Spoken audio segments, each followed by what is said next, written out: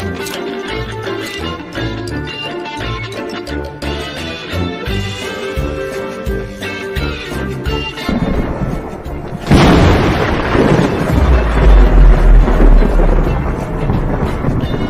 evening. Welcome. It's wonderful to be on Gino Spot. Relax, sit down. Coming out of PE town. One drink, find a shot. Never mind your liver, get to Gino Spot. Gino Spot! Get to Gino Spot. Gino Spot! Have a laugh, have a giggle, and exercise your middle. Have a Gino shot. Gino Shot! Get to Gino Spot. Gino Spot! Get to Gino Spot. Gino Spot! Have a laugh, have a giggle, and exercise your middle. Get to Gino Spot. Gino Spot!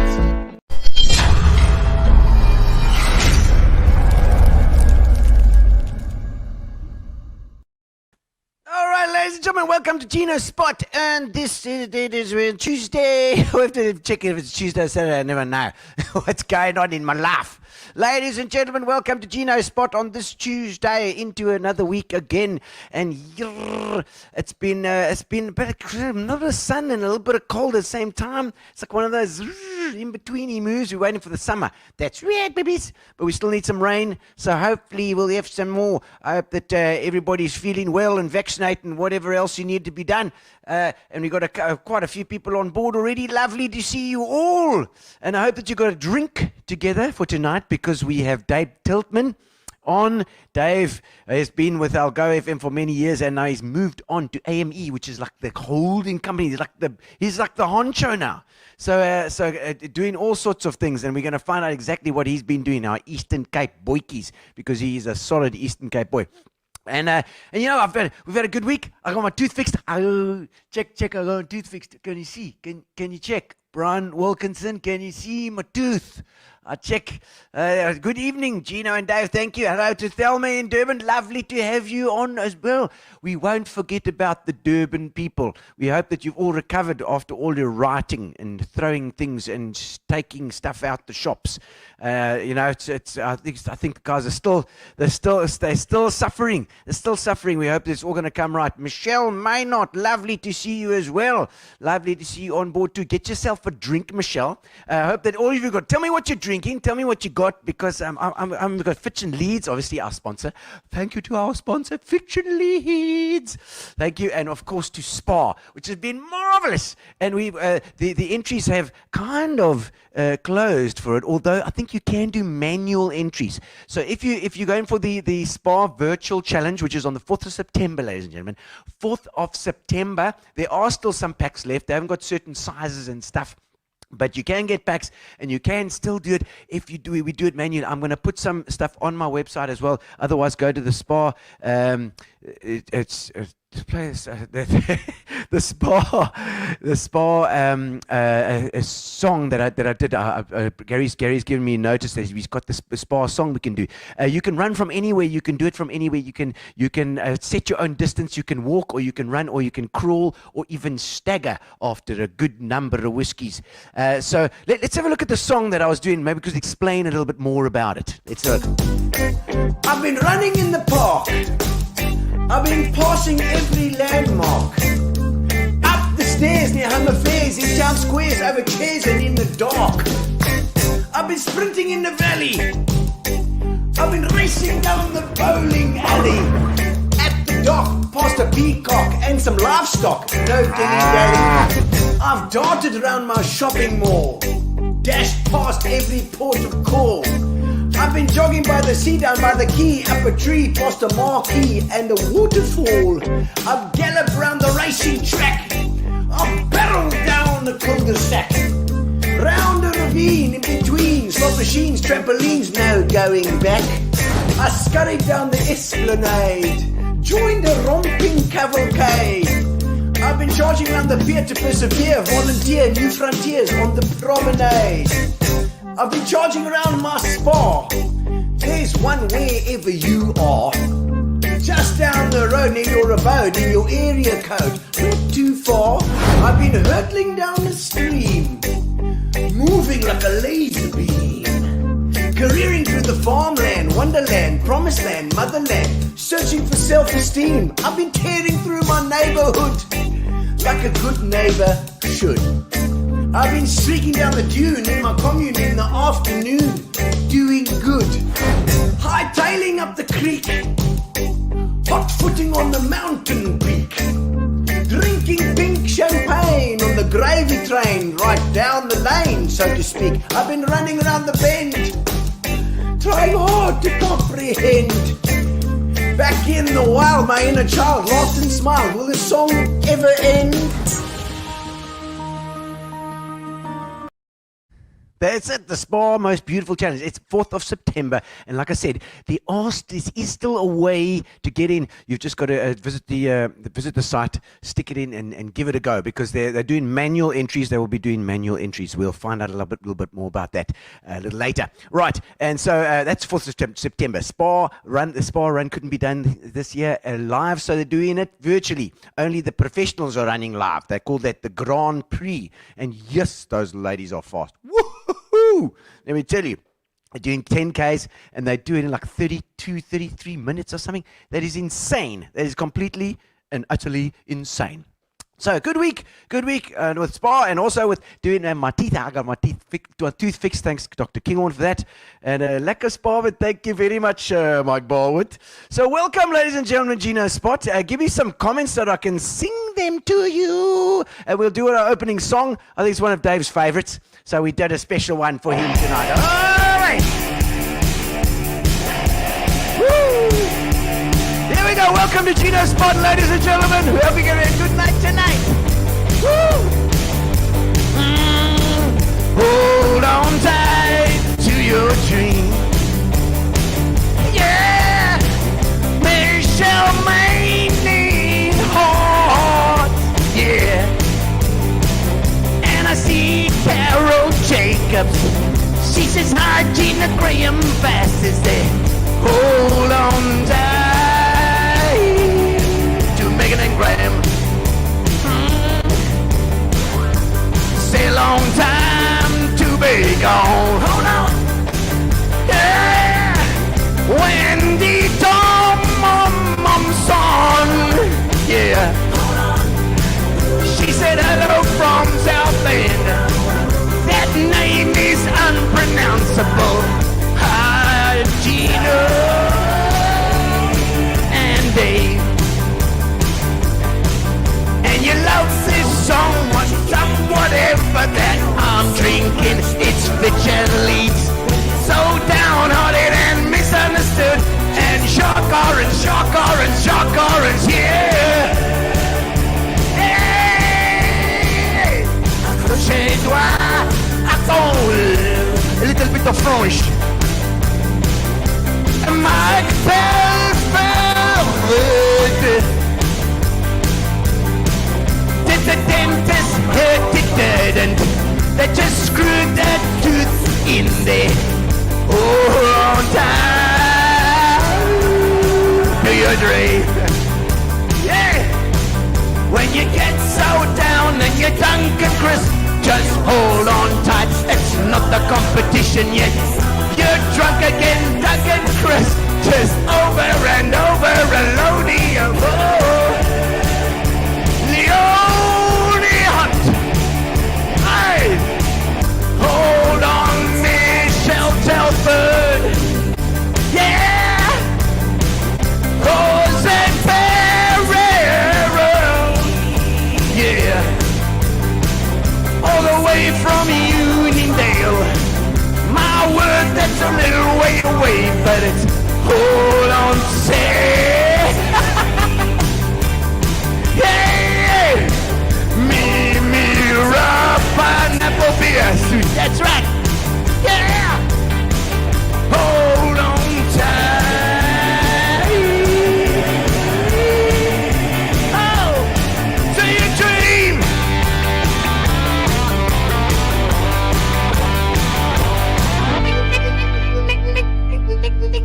I love the bells at the end of that. All right, ladies and gentlemen, thank you and welcome to Gino Spot. Of course, as we kick off, thank you first of all, Fitch and Leeds and to Spa. Spa being fantastic fantastic. And so Fitch and Leeds, they've really stuck with us throughout the whole lockdown, as well as Amobia, our internet service provider, who's been fantastic as well. They've always been in there for us. And so thank you to Nikki and her team for always keeping it up for us and keeping so fast. That's right. Nix Masuku. Hey, to you, Nix. And I don't know what that is. That's the name of somebody's name. What is it? Elon Musk's child is watching tonight. I see. And Wendy, what's your story, pray tell? This is my Herald shirt as well. I thought I'd wear the Herald thing because it's always what's your story. I'm asking questions all the time. Always asking questions. Even in real life, from this show, because I've been doing this show, wasn't my, I'm not, I wasn't born into this whole online show thing. This all happened just because it just happened and we didn't know what the hell we're doing. We still really don't, but we've got a little bit better at not knowing what we're doing. And there's little things that I do all the time now. I've done some live shows, and I'm always fiddling with my earphones, but there's no earphones in. That's how I do that. Hello, Daniel Bauer. Donelche, that is a beautiful name. Just doesn't have capital letters. I would love the recipe of what he feeds on. I feed on a little bit of gin and tonic. We've got punters tonight. Punters, thanks Keith for the punters. We need a little bit more. It's disappearing, and one of our guests drank a whole bottle, which is it was quite fun. Anyway, but we need another one. All right, so we do Fitch and Leeds. That's what we drink, yeah? We don't drink any other mixes but the Fitch and Leeds because it's the best, yes. And it's got a lovely story attached to it as well. I love that they went and found all the right spices and things for it, and they journeyed on their ships. Anyway, okay. So, ladies and gentlemen, we always have What You're Watching. What You're Watching with Darren Fuller, because you need to, during lockdown, we're watching a lot of stuff, and we need to be guided. And Darren is the one to guide us.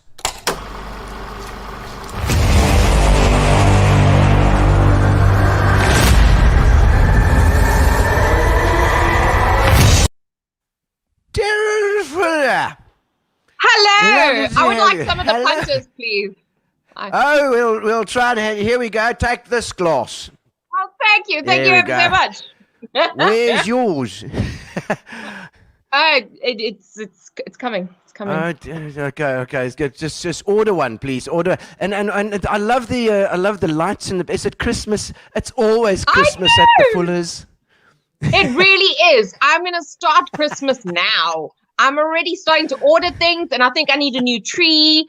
I'm very serious about my Christmas and my murder, which is a weird combination, but, Yes, it's getting closer. It's getting closer. It is getting closer. We must start getting excited about Christmas already. I'm always excited about Christmas, but yes, I hear what you're saying. And what is that you're holding? Hey? Is that a colonic cleaning implement? What is that you're holding? No. Yes. No, it's my cute. Oh, my goodness. There we go. I've got some drinks. Look at that. There we go. Cheers. Cheers. Marvelous. Cheers. Cling, cling. Oh, that's marvelous. Good. A good boyfriend. Yes, good boyfriend. Good. Now, guys, sit. Thank you. Marvelous. Well, tell us what we should be hearing about with what's going on, Derek. Of course. Hello, everyone. Okay, so I know that there are some of you that think, yeah, sure, you've got one or two streaming services. Why do you need another one? But I'm not one of those people. So I got Showmax this last week, and my boyfriend just said my eyes lit up at the new content, and they did. So I've got so much to talk about because I just jumped from series to series, but these are all really, really good. Okay, but firstly, the reason that I actually signed up with Showmax was to watch Devil's Dawn, because everyone's just been talking about this, and I love myself a good cult, and so that was the main reason that I signed up to watch this particular series. So if you haven't watched this yet, I want to say you're probably better off for feeling comfortable in the world, but it's so good. So I don't know if anyone doesn't know about this story. It's set in, well, not set, it actually happened in Krugersdorp around about 2012 through to 2017. It's got everything, guys. It has satanic cult, it has exorcisms, it has confusing and brutal murders. And this all really happened in the small town of Krugersdorp. So that's not necessarily disturbing for someone who travels to small towns for a job. Anyway, Devilsdorp it's so good, guys. It's amazing. You actually cannot believe that these things happened here.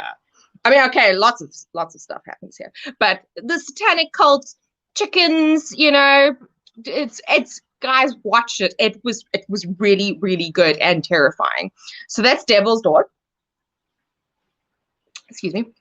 Okay, and then just to break from series for a sec, I watched a movie called Run. It's a thriller. It just got released yesterday. It's with Sarah Paulson. Sarah Paulson is basically the queen of crying and being a little bit psychotic, basically. Hello. So basically, Sarah Paulson is just, I don't know, she's been top of American Horror Story and Ratchet. She's amazing. So in this movie, she is a mother and she's taking care of her daughter. And her daughter has a lot of problems. She's partially paralyzed. She's got a lot of medical issues and her mother takes care of her. And then one day she starts wondering about a certain medication she's taking, and she starts looking into certain things about how she lives. And, you know, basically she just figures out some weird things about her mother. It's so creepy. It's so good. It's really good. And I just really love Sarah Paulson, because either she will make you cry because she's just so lovely, or she will make you cry because she's terrifying. And I won't tell you which one she is in this. So that's Run. And then just to make you even more terrified of the world and to go outside, there is The Vow. Okay, so I assume that everyone has heard of the self-help group / sex cult called NXIVM. So obviously I'd heard about it, and it was just an absolutely atrocious thing. And luckily the leader of this cult has been arrested for a gajillion thousand years, which is fantastic. But to watch this documentary, which is actually done by one of the people that was in the group NXIVM, it's amazing to watch how something went from seemingly such a good self-help, you know, achieving your goals, you know, this really great guy who has this amazing philosophy, to basically everyone just being slaves and masters and just horrible things. Horrible. So that's The Vow. So now I'm just scared of meeting new people and joining any form of group, because I'm just scared that they're gonna, you know, get me into a cult. But Wayne Callis did point out that I am a hermit, so there's not really much chance of that happening. Anyway, The Vow. That was very shocking, but very good. And then just to throw in something pleasant, I watched a Christmas movie, because obviously I love Christmas as well. So this is also on Showmax. It was so adorable. It's called Christmas Al Dente. So obviously it's about this woman who's wanting to open an Italian restaurant just for Christmas, but then she gets stuck in Rome because she obviously has a lot of money and there's a snowstorm. So her cousin decides, no, she's going to make sure that this restaurant opens on time, but there is a very fighty Italian chef who obviously they don't get along with at first, but they're both attractive, so you know how that ends. So it was really lovely. It was very cute. It's Christmas Al Dente. Then I started watching Mayor of Easttown, just to go a little bit darker again. This show is so good. It's just so good. It's Kate Winslet as a small town in America sheriff, essentially, or cop, and she's just trying to solve this mystery of this girl who went missing a year ago, and now another woman's turned up murdered, and basically her entire life is falling apart at the same time. And then they throw in Evan Peters into the mix from American Horror Story, which really pleased me. But it's so good. Kate Winslet is amazing in it. It's such a real show. So it's kind of broad churchy in my opinion. But it's a really great show. It involves the whole community, mysteries, really, really good. And then The Outsider as well. based on a Stephen King book, obviously, because, I love Stephen King. I started watching that. The Outsider, obviously, for those of you who haven't read it, essentially is based around this creature who okay, there are creatures in it, but there's a mystery about this child is murdered, and it looks like it was their soccer coach who did it, and everyone's horrified because everyone loves this guy and he's so sweet, but there's so much evidence against him, and then they find evidence that he was someone. Anyway, guys, it's really confusing. It's Stephen King. There are creatures, there's murders. It's really good. Watch it. It's Jason Bateman as well. Jason Bateman directs it as well. Okay, and then lastly, we watched a few episodes of Barry, which Colin Lyle has been trying to get me to watch for ages. It's Bill Hader as an assassin who is depressed with his life and finds local theater and wants to become an actor instead of an assassin. I mean, you don't really need any more description than that. It's just fantastic. And I mean, Bill Hader from SNL, from It, from everything. He writes and directs most of it. It's so good. It's so funny. I mean, he's like such a bad actor. I mean, he's a good actor playing a bad actor playing it. Anyway, it's very, very enjoyable. So that's it, guys. And then obviously for Gary, obviously Supernatural, falling behind a bit, but I will continue and I will get back in there. Showmax has just romanced me at the moment, but I'll get back to Dean and Sam. Well, that's fantastic, and I'm glad you saw it. Did a bit of a Christmas thing. You should really take that a price tag off the glass there. I know. I saw that just as I took a sip, and I was like, "Oh, that's awkward." Yes. Like, yeah. I'm just gonna sip like this now. Okay. Taryn, that I'm glad you saw a little Christmas one right at the end there, just to cheer you up a bit, because it's, of course, yes, absolutely. Oh, and so sorry. Yes, sorry. My Spy as well. We watched the movie My Spy, which I totally forgot about, with Dave Bautista. It is amazing. It was so cute. Dave Bautista is this he's a spy for the CIA, and he's sent to watch with his family and this cute little kid, which is like 9 years old, 10 years old, and then she finds out all about it and makes him teach her how to be a spy. It was so lovely, and I've been watching so much I totally forgot. I've seen it. But the problem with movies, I can never. I watch a movie and I forget it the next day. I can unless I watch, but I can remember it like when I start watching it again. Then I'm like, oh, I know what happens now. And I'm one of those guys. Now you know what happens now. Yes, I just watched I watched a lot this weekend, like a lot, a lot, even for me. Yes. Oh man, it must be a mood of a lot. It was really, it really was. It was a lot. You're looking spectacular as well, Darren, and it's lifting the ratings of my show. Yeah, every week you're looking more and more beautiful, and so I hope that the ratings are going to go up in my show. I'm going to send you some pitching leads after that. Thank you, Darren. All right. Thank you. Ciao. We'll see you next week. She always gives so freely of her time. Lovely. Charlie, oh man, did I just see that now? Wayne Keller says Charlie Watts just passed away. He's one of my favorites. That's the first of the Stones. I think Bill Wyman, I think Bill Wyman's still alive, if I'm not mistaken. I can't remember now. Maybe Wyman was the first to have gone. Oh, that's sad news. I know that Keith Clark's going to be upset about that too.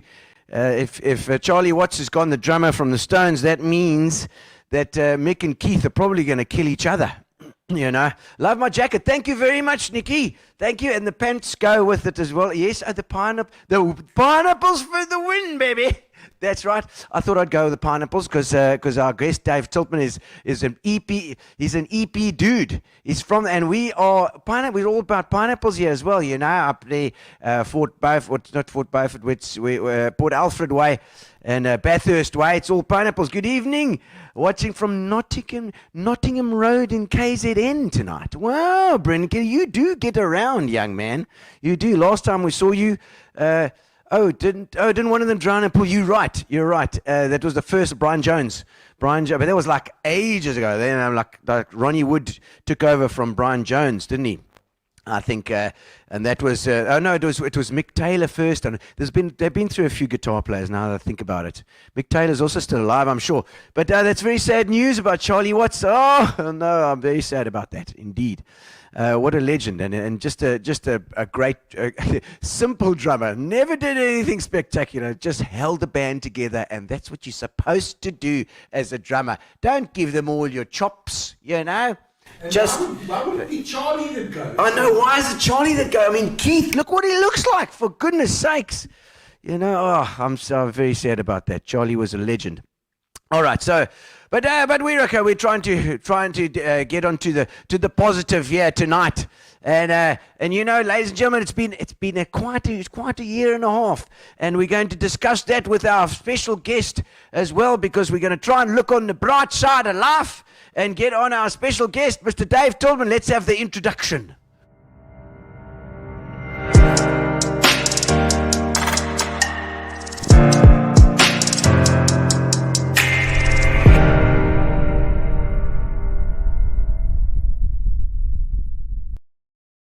There we go. We got your shelf at the back there, Dave. Do you see that? You like it. Yeah, we even got it in the introductory, you know, in the credits coming out. Lekker man, I spent all my pre-retirement money on this stuff. I see. I've also got a radio collection. I'm glad you've got a radio collection, because I absolutely love the look of old radios. You know, they take the schools of design of the day, and they're always in that zone. It's like cars. You know, cars are designed in a certain way at a certain time. Yeah, interesting. And listen, I told you earlier that I don't want to brag too much. I mean, this isn't worth a fortune, because obviously some of them are just plain replicas, you know, that you can get online. But there's a couple of really cool ones. You just can't see them all. Yeah. Oh, lovely! I love you. We'll have to exchange photos, because I've got quite a collection. I've got about 30 of them or 40 of them. So I had an amazing. You'll love this. My grandfather used to work on these radios as a hobby. He was like a radio ham, whatever, and he used to fix them up. He used to buy them at the Vine and Howard, you know, in the 50s and the 40s. And it was in the 50s, because he only arrived. He was Italian, and he was, you know, he could hardly speak English. So he spent a lot of time in his room fixing these radios. And I used to listen to the old Italian stuff, you know, shortwave. They're all shortwave. And he died about 40 years after he died. We opened a room in the house that had been locked for literally 40 years, and we found radios to the roof. It was like a jackpot. It was like opening Tutankhamun's tomb. Yeah, that must have been incredible. But don't tell Alfie J, because he'll be knocking on your door tomorrow. Yeah. I didn't mention that in Alfie's interview. I must tell him. Jacques Oren saying, how's it? Yeah, Jacques. Jacques worked with me in PE for a while, and we became really good friends. And he was on Bay FM before that, and now he's on Bay FM, RSG. yes. RSG, yeah. Good mate of mine. RSG now, excellent. And I see there, Alfie. There, Alfie's knocking. Yeah, you heard all about it.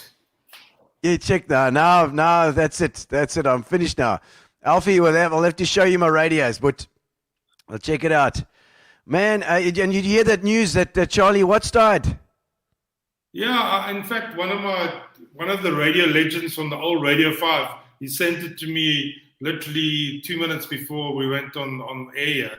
So I was going to share it with you, but I think one of your former band members was quicker than me.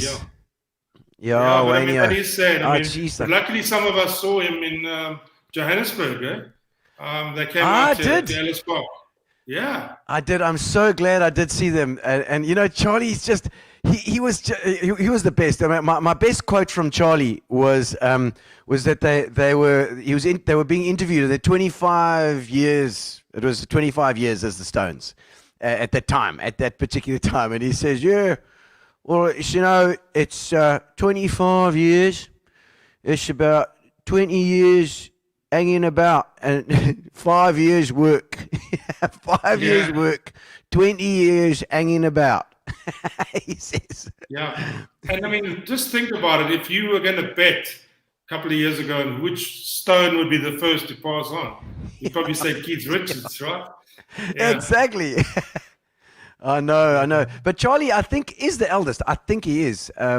He was also he was like a sheepdog guy. He was very toned down. He had a jazz band of his own that he used to play because he didn't really like this rock and roll stuff, too much.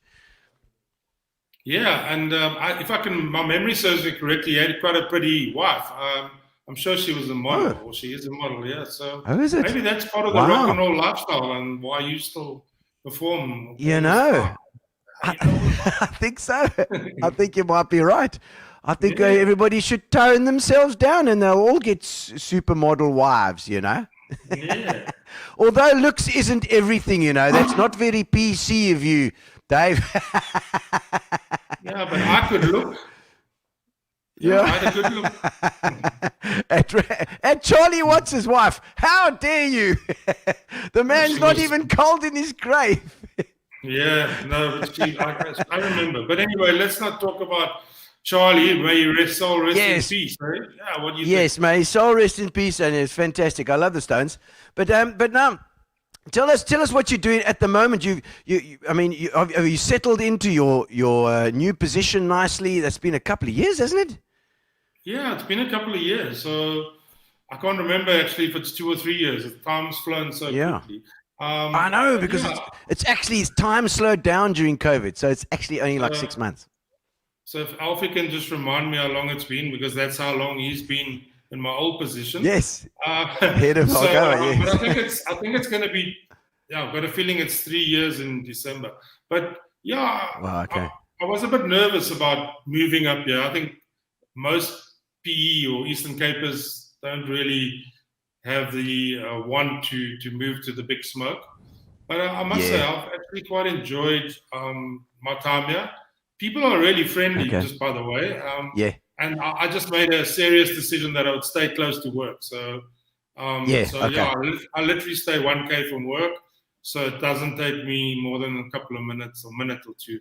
But it's 2.5 years that I've been here. Yeah, 2.5 years. Alfie, thanks. Yes, so, I see. Alfie says 2.5. 2.5. Yeah, there's a lot of pressure up here. But the best thing about Joburg, I guess, is from a business perspective, is that there's a lot of quick decision making that happens in the city. Yeah. You deal with a lot of decision makers, which is quite lekker, because you don't have to speak to a regional manager who will speak to the regional manager who will speak to the boss in Joburg. So that's a cool part.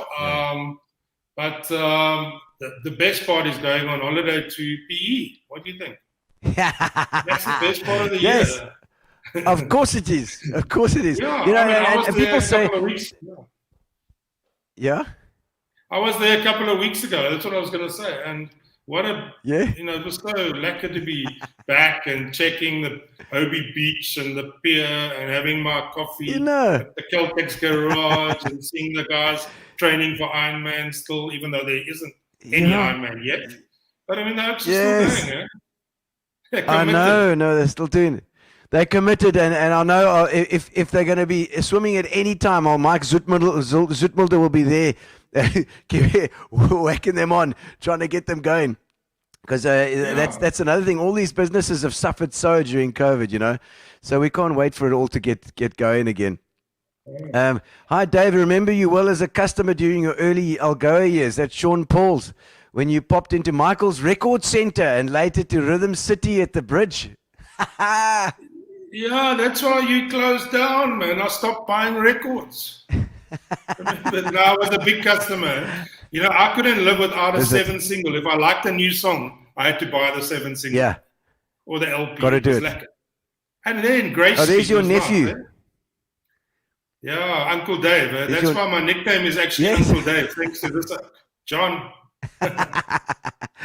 Oh, nice, John. Call me Uncle Dave in business meetings. What do you mean? Oh, really? Yeah, it's weird.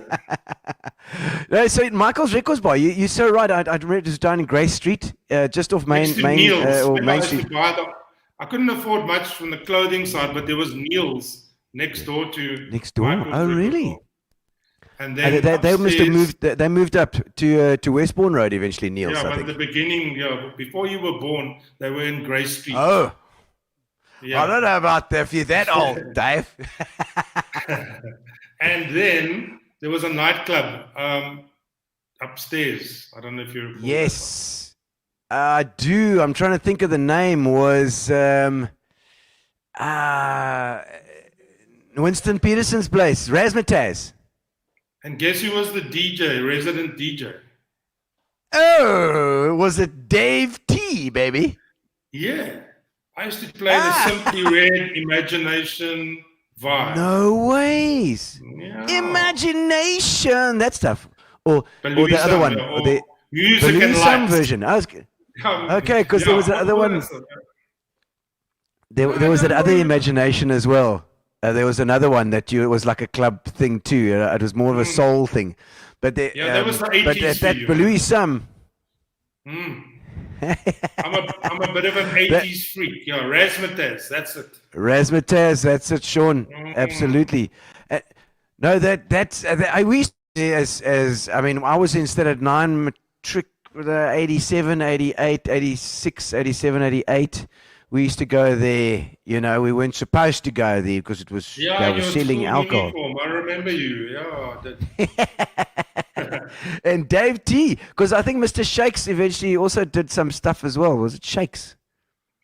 Yeah, Mr. Shakes was around, and I can't. Yeah, I got a bad memory, so don't ask me too many questions from the 80s. Yes, I must Mr. actually get Shakes Mr. was Shakes big, on the show as well. Yeah, he was big in the 80s, and I remember there was a place called Cadillac Jacks next Yes. to Obi Beach. Yes. Mr. Shakes eventually turned up there. He started in the Good northern stuff. areas at a few clubs, but yeah. Yes, the Cool guy. Godfather Very and good. those Very places. good. Yeah. Or That's the it. Golden Fountain. Absolutely. Golden Fountain or something. Yeah. And there were a couple of those posies. So we've had some real and I remember- legend places, yeah, like Limelight as well. Yes. Limelight. Yeah. Yes, Limelight. So it's interesting because you really you were in that zone, that club zone, pretty much back then. Because Limelight was Yeah, more of a that's club. That's how I paid for my varsity fees. You know, I used to play gigs, Lily's Bar and Summer Strand Hotel, and yes. there was Oh so my many word! Who places. used to own Limelight? Geez, I can't remember. Or who ran it? I don't actually know who. I don't know who paid the check, but I got it. Pettit, Rodney Pettit, Paul, Paul maybe. Pettit. Yeah. Yeah, could have it's been Paul. Gary saying I think that it for was a the brief- Pettits. Okay. Yeah, I did work for him But, for a while as well. And Okay. yeah, we won't get on the venue that I played at. Wasn't very user friendly. Oh really? Those days. The Griffin. like That's Night it. Owls, or I what- used to give it away. The Griffin. The Griffin. I never The thought I would G. play at the Griffin because it wasn't the place to play. But you know, when you're a student and No. you get cash, I used to It was play a there in bit the rough. lounge. And I was like, yeah, I remember I used to chain my record box to my leg, you know, just in case the Oaks wanted to steal. That was hectic. Well, that bad. There we go. was Sean rough, Paul yeah. says Paul and Rodney Pettit. And I Yeah. see Derek Nesbitt's on. Derek, we've still got a bottle of punters here left. From fortunately, we saved it from because Derek, when Derek's show came on, we finished that whole bottle of punters. It was a bit of a rough one, but we made Sure, it believe me, through. drank it all. Yeah. Sure. But no, so I mean, at Limelight, those things, I remember those solidly from that time, Razzmatazz and those things. So you were actually DJing then as well, doing a bit of DJing. Yeah, so I was playing with records and cassettes because Paul used to only have cassettes, so that was the hardest to queue up new songs on a cassette. You had to have like 4 decks just to fast forward and scroll through. You do that But, that thing. But here's the fun part. I was one of the earlier DJs for Magnetic Storm. So when they started, No. so when Magnetic Storm was just a disco in the beginning. It wasn't Yes, of course. big shop, you know, of doing Yes. events. We just played at weddings and parties and whatever. And I and tease Sean- Glenn about that all the time. Yeah, so Glenn and I we'll be big mates, and I hope he's watching because we Oh, wishing someone him a tag speedy him, please. recovery, yeah. We're wishing him a speedy yes. recovery, yeah, for sure. But yeah, that's how we For sure. started, and Sean ran the disco, and Glenn was the technical guy. But you know how difficult it is when you arrive at a wedding, and you realize that you only got 2 turntables, and only one of them's got a stylus on. That can cause you to sweat.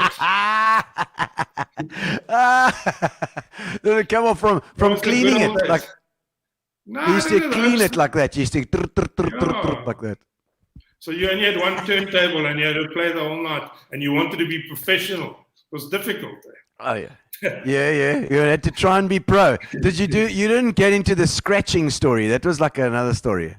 No, I didn't. But you won't believe this now. Last year, I decided to buy one of those new DJ mixers. Yeah. So I've done a few gigs here for the office parties. Yeah, I started doing office parties. What do they call it? company, CDJs. CDJs, I think they were called. Everything is digital. You just take your laptop and have a job. It's quite fun. I see Brett Hilliard. There he goes. Also a DJ with Meg Storm back in the 80s. There we go. Yeah. No, it's Brett, cool, I don't know if you know Brett. He was from the boardwalk. From the boardwalk, yes. I remember Brett from the boardwalk. I do. Oh, that's fantastic. So Glenn. Yeah? No, I said the nicest thing about the show, besides being on air with you, is the fact that you're seeing all these familiar names and we're having a job. I know. It's so lekker. Catch up and It's like a TV show with comments. It's the best. That's what I love about it. It's like, here we go. Mr. Tiltmann started Uppie Radio. Uppie, I think. What we call it? Sean van Eck and Peter Wise started Radio Uppie. And I got there a year after. I got there a year after it started. And I spent more time I spent more time at Radio Uppie than I spent in the lecture rooms. Okay, well, let's go back in your history a bit, Dave. Let's just do a quick whip through. Where were you born in Eastern Cape, Boykie? Yeah, I was born in Slumtown, bro, East London. Slummies. Yeah. Excellent. Good old slummies, and then I moved to King. I think when I was around 5 or 6 years old, and spent the rest of my schooling career. Conte. Yes, I'm glad you can say it. Conte. And then, Dale College. That was where my schooling was. I finished in 81, long time ago. I took that one down the wrong way. Should I just carry on talking while you take a short break? Yeah, but that's not COVID. It's gin. Yeah. I left King Williamstown to go and study at UPE. It was called UPE. Okay. Then. And then Dale boy as well, eh? Yeah, I never left UPE for quite a while because I loved the radio. But I learned so much, and then yes. I think then I went to we had to go to the army. I remember that. Yeah. So I had to go to the army after my degree. So I ended up in Kimberley initially, and then I went to Windhoek after about 4 months. And I worked as a journalist in the army, which was quite cool, Whoa! I fought the war with my pen, which was quite And then were you part of the propaganda machine? Yeah, well, we were quite young, so we weren't really the journalists. Yeah. But I think we did, photographs and stuff like that. And then I think after that, then I got a job on air actually in Windhoek on the radio. So I had my own request show on a Saturday night. I had a national radio show on the English service of Radio Southwest Africa. And I sent messages to all my mates in the base. It was lekker. So I was a bit of a celeb in the army. You were just like shout out to the barracks. And my word! Days, Jeez. Yeah. So I don't know if you want to ask me the next question, but then I moved when I finished the army. We called it clearing out, if you remember. Yes. Then Peter Wise, he was the music compiler of Radio Algoa, and he kept that position for me because he was a dual. He was doing music compiling and he was on air on the afternoons. Okay. And he kept him and I were big mates and still are. And he kept the gig for me. And I started as soon as I cleared out the army in '89. I started at the SABC as Radio Go's music compiler. Yeah. Music compiler with a degree. I would have swept the floor with my degree just to get into radio. But, yeah, I just wanted to be in radio. You know, isn't that the way it always works? It's like I also did a degree at UPE as well in HR, and I just, you know, I ended up doing African languages, which was great because I at least yakwazi uthetha right, but it's like you never do as a guy coming out of school, you never do really what you end up doing as a life career. Yeah, it's true. I mean, if you ask my teachers, they're not alive anymore, but if you ask my teachers, they would have told you that I was the quietest guy in the class, never spoke, shy, blah, blah, blah. Maybe that's all your teachers did. It's like very suspicious that. Very old. Every teacher of his died. Yeah, one even died of a heart attack in the English class. Yeah. Really? Oh my soul! That is so hectic. Drama, and he fell over. It's like scary. Jeez, like I always worry about that on stage. If I'm going to fall over on stage and people are going to laugh for half an hour and then call the ambulance, and it's going to be too late. You know? Yeah, for sure. Yeah. I see Brett Hillier saying that you need to join them as the DJs in Joburg. The DJs in Joburg, baby. Okay, Brett, well, here's the question. Do you go to, now I'm trying to think of the spots, you know, the spots in Joburg. Yeah. They still have, in Joburg. They still have those, you know, like we used to have the clubs, and now I don't see many or any. Yeah. But Joburg still has them. Yeah. You know, Wednesdays, Thursdays, Fridays, Saturdays. Was it the Pleasure Dome or the No. What was the one in the 80s? I'll think of it, but Katie's Palace. Yeah. Katie's Palace, my friend. Katie's Palace. Maybe Brett plays at Katie's Palace. I don't know.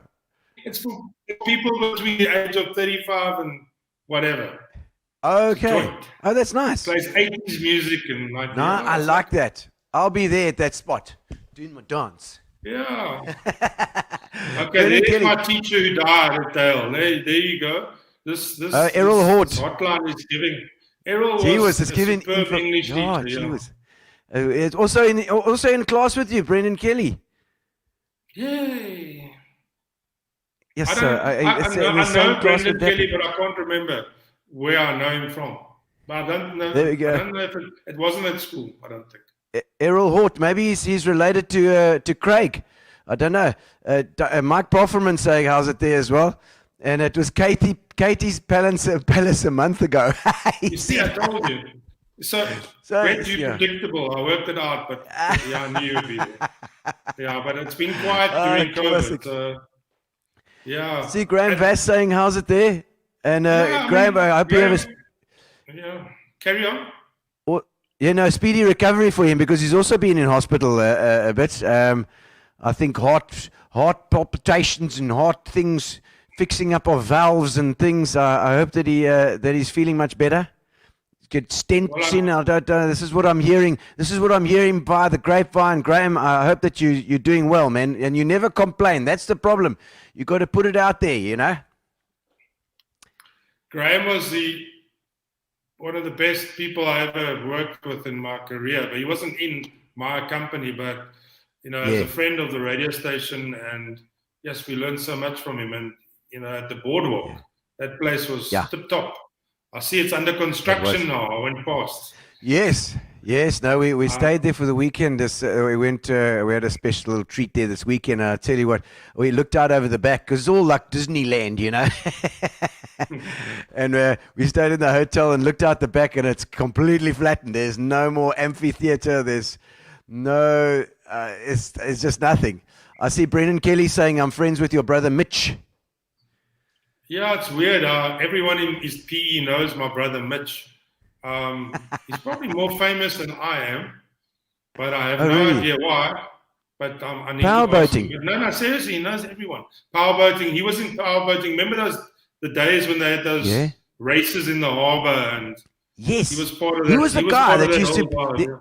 Peter Lindbergh. was an oak. Peter Lindenberg. Yes, Peter Lindenberg. Mitch was in his team. Mitch was in the team with Peter. They used to travel around. Oh, the wow. yeah, they're super flipping fast. Yeah, but that's all gone, eh?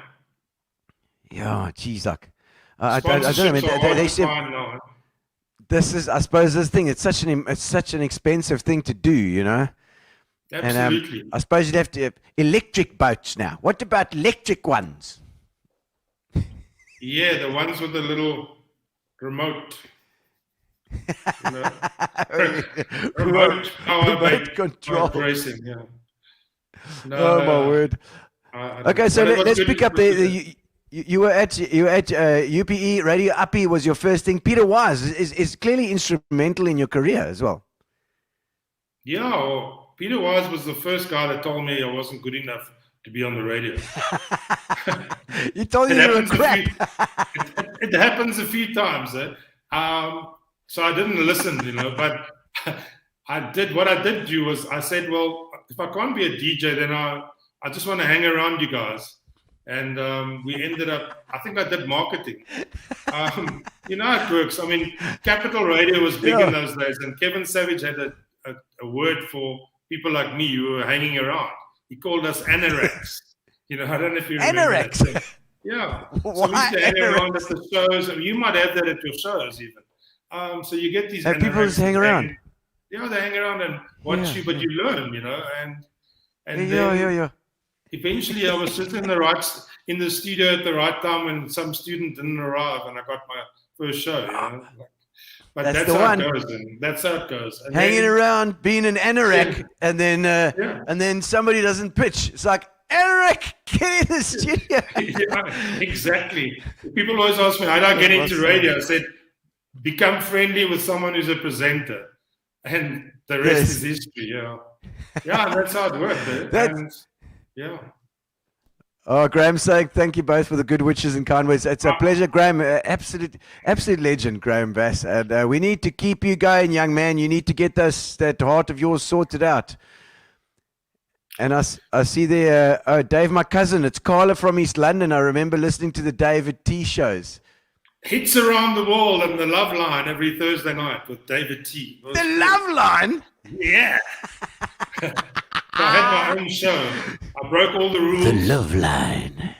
I was 26, man. I had my own show. I played my own music, and I played all the latest songs. What did people ask you on the Love Line?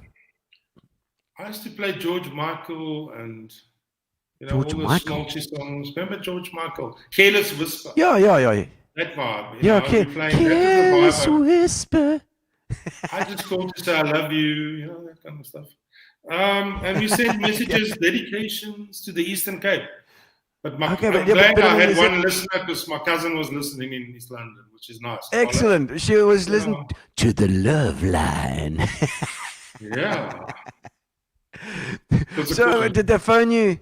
Did they phone you and like say, this is Deirdre from Patterson, and I've just found out my husband is having an affair with the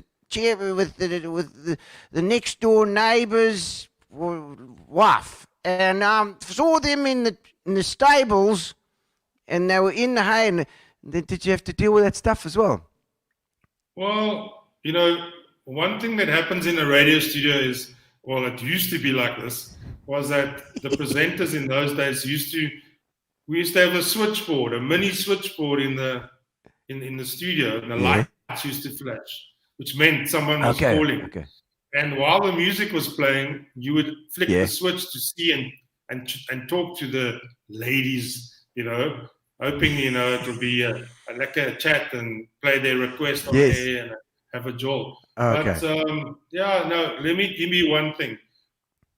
When I started, we didn't have obviously mobile phones, and even the telephone system wasn't really used because we didn't put the live callers always on air because management didn't want it. But what they did do Wait for this. Yes. You used to give a PO box number, and they used to send you a postcard and write the love message on the postcard. And the day before your show, you get a pile of postcards wrapped in elastic bands, and you would pull them apart and then highlight them. And that's how you did your preparation for your show. Jeez. The love line. Imagine that. This is a love line going out to I got a to postcard Fani from Ferreira. Fani. No. That was hectic, man. Yeah, and I mean, it's like it's crazy how things have changed. I mean, that's like a 3-day freaking waiting period, between when you get the postcard and the thing. Whereas like this here is right here, right now. Isn't it crazy? Yeah. Send a message for next week's show now. Yes, send it on. We'll do it. I'll read it out next week. I see Alfie saying that you were the coolest jock on the station in 1990. Yeah, Alf. Do you have a show? You, Alf? No, you. Did you have a did. show in 1990? Yeah, I did that. I did the David T show on Thursday nights. And then that was like the start of the next platform I used to do Saturday afternoons and Sunday breakfast. But Sunday breakfast was lovely. the worst because you had to wake up at 4 a.m. after a night out at the Pig and Whistle. And that's so crap. That's so crap. I see Mark Telford saying, "Hey, Dave, long time no see. Do you go out to see a bit?" Yeah, Mark, it has been ages, eh? And it's a pity you don't have a video of the people that I'm seeing, just a picture of them. Oh, there's a picture there. I see he's got his boys there or something. Yeah. Yeah, no, that's his son, I think. I think that must be his children. Fruit of his. It's the fruit of his loins, I think. Yeah, we've all got kids now, man. Yeah, we have. You got children? Yeah, absolutely. I'm hoping that my eldest son, I sent him the link. He's in Amsterdam. He's finished his honors. Oh, Amsterdam. Van de Nederland uit. Yeah, he's done his BCom in hospitality. And so he's been very proud of him. And he's working as an intern because that thing slowed down. Okay. There were no intern positions during COVID. So the hospitality industry really battled, obviously. But yeah, he's working at the Movenpick in the harbour of Amsterdam. So we're very proud of him. The Movenpick in Amsterdam. No, Movenpick, not the one in Is it like a coffee shop? No, it's like a coffee shop. Not. And then my youngest son, okay. Yeah, very proud of him. He got his honours blazer, colours blazer grey a couple of weeks back. Wow. He's the head of the sight and sound video unit at the school. Lovely. And, they recorded all the school matches this year for the parents because they weren't allowed to come to the school to watch the rugby and the hockey. So him and his team, they did that whole thing for the school and the parents. Yeah, and he's done really well. And, very proud of him. He's gonna be treading in Bernard Wright's shoes soon with all that streaming stuff. Yeah, for sure. But I think he also wants to do a BCom, so I think that'll be a hobby. Okay. Yeah, but anyway, Jock Owen's saying, how did song rotations work back in the day? We had these. I don't know what size paper you call it when you get A4, then you get. It's the big one, like the poster size. It's like the poster size. A3. So what happened was there was a blank one with almost like Excel lines and stuff. Yeah.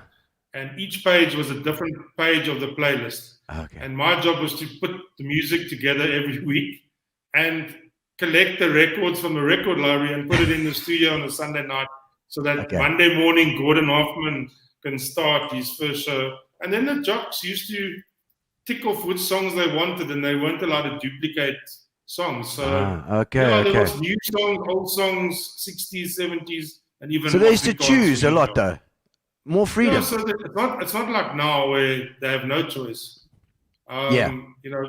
Listeners phone in now and they cut the DJ out, but he has got no real choice. he's playing off a computer list and he's following Yeah. the order. Oh, that guy. Sean Leslie always plays the worst songs, and meantime he's got no thing. Now, Well, why actually, do that's a you wrong always play example. Dancing Queen? You know what I mean? Like, why Yes. do you always play it?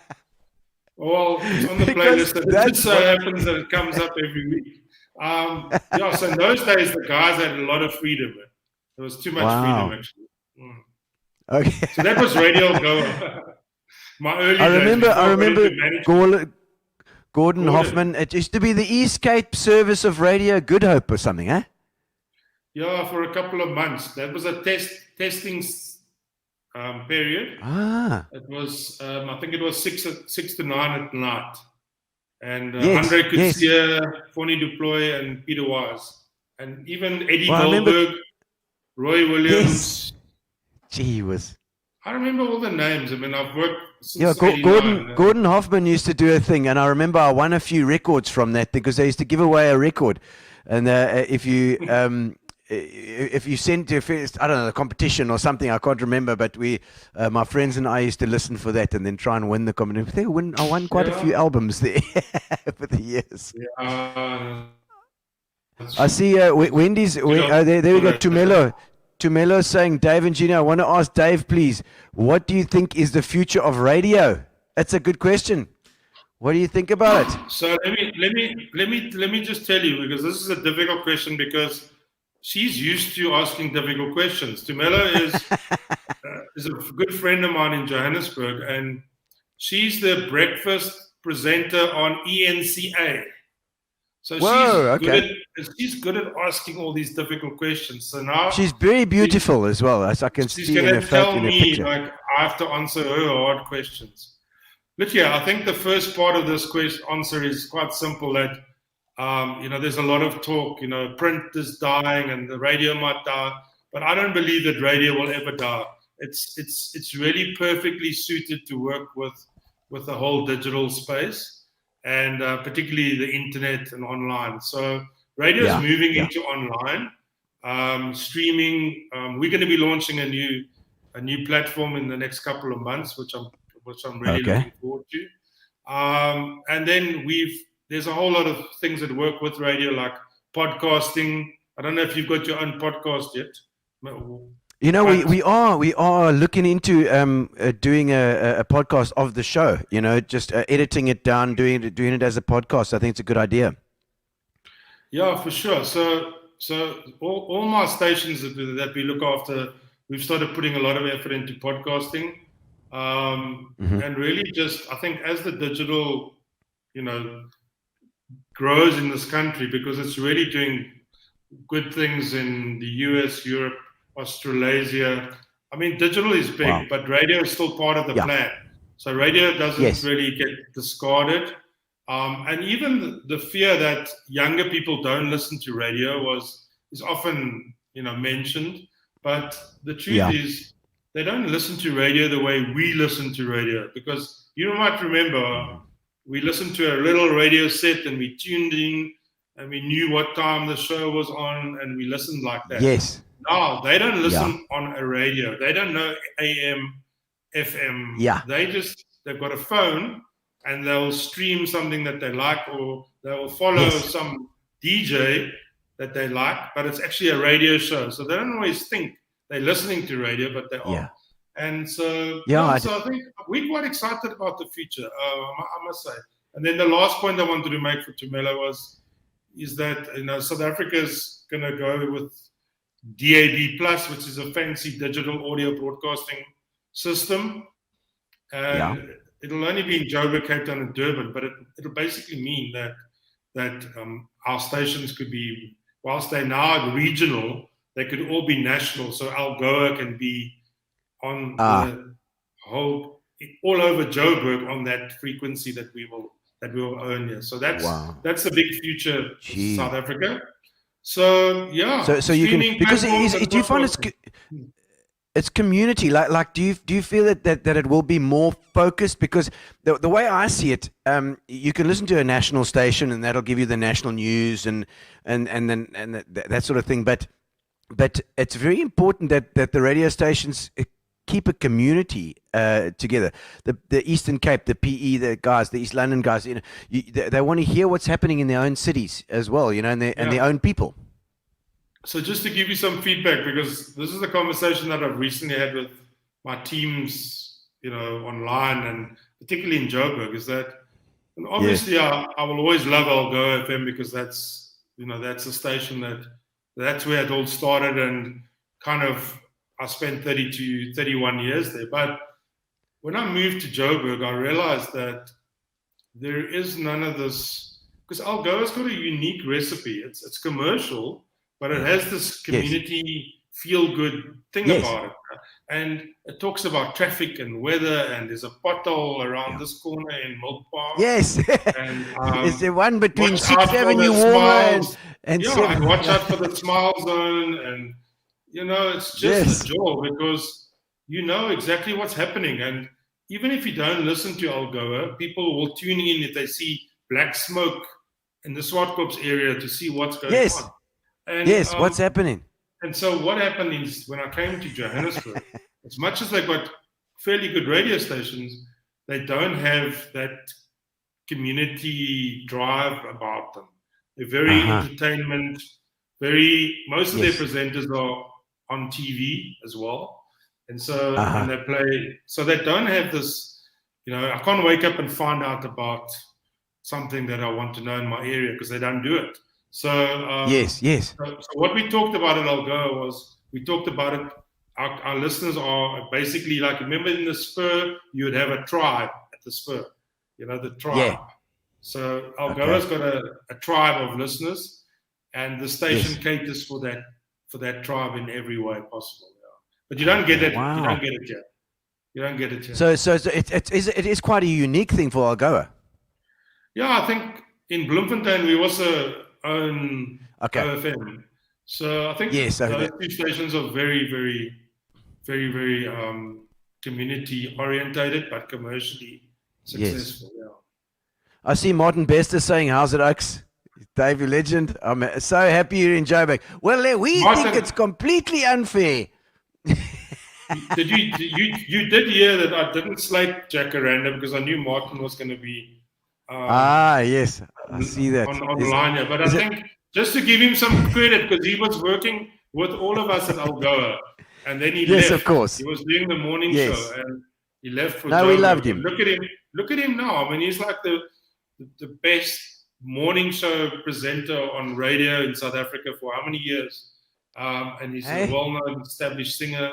He's done really well. And I think when one looks back, there's a lot of PE people that have been successful. Yes, it's But the you toughness just chose of to stay in the PE. border boys.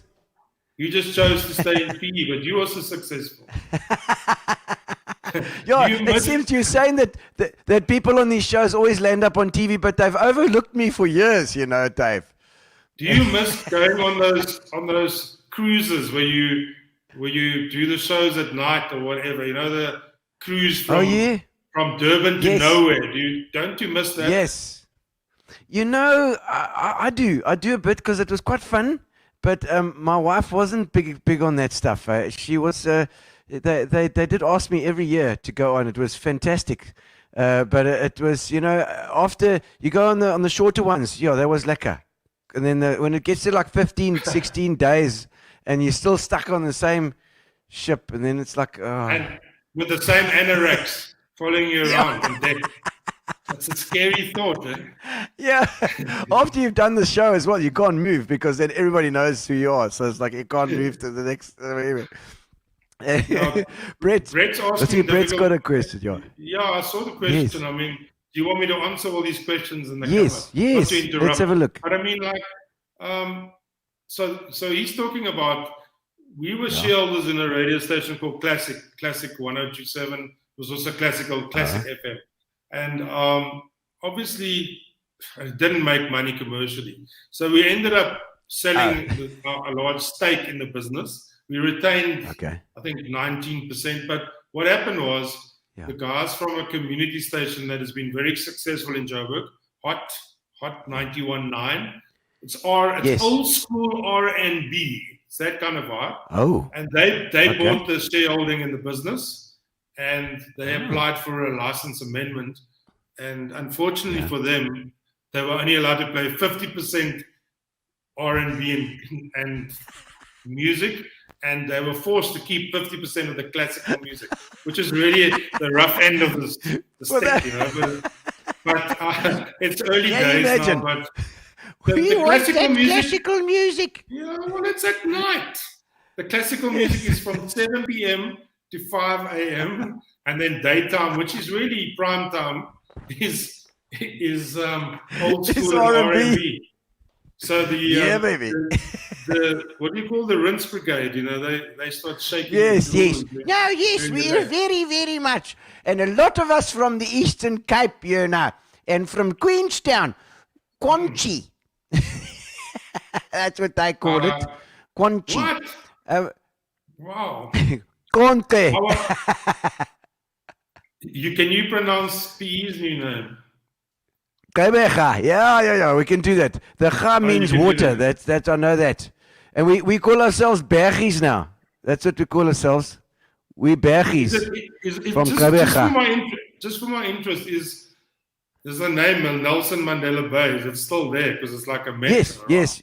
That's the Yeah, metro. That is like that's Glebecha and Karicha, which is Utenhage, and the patch. And the patch are all the same.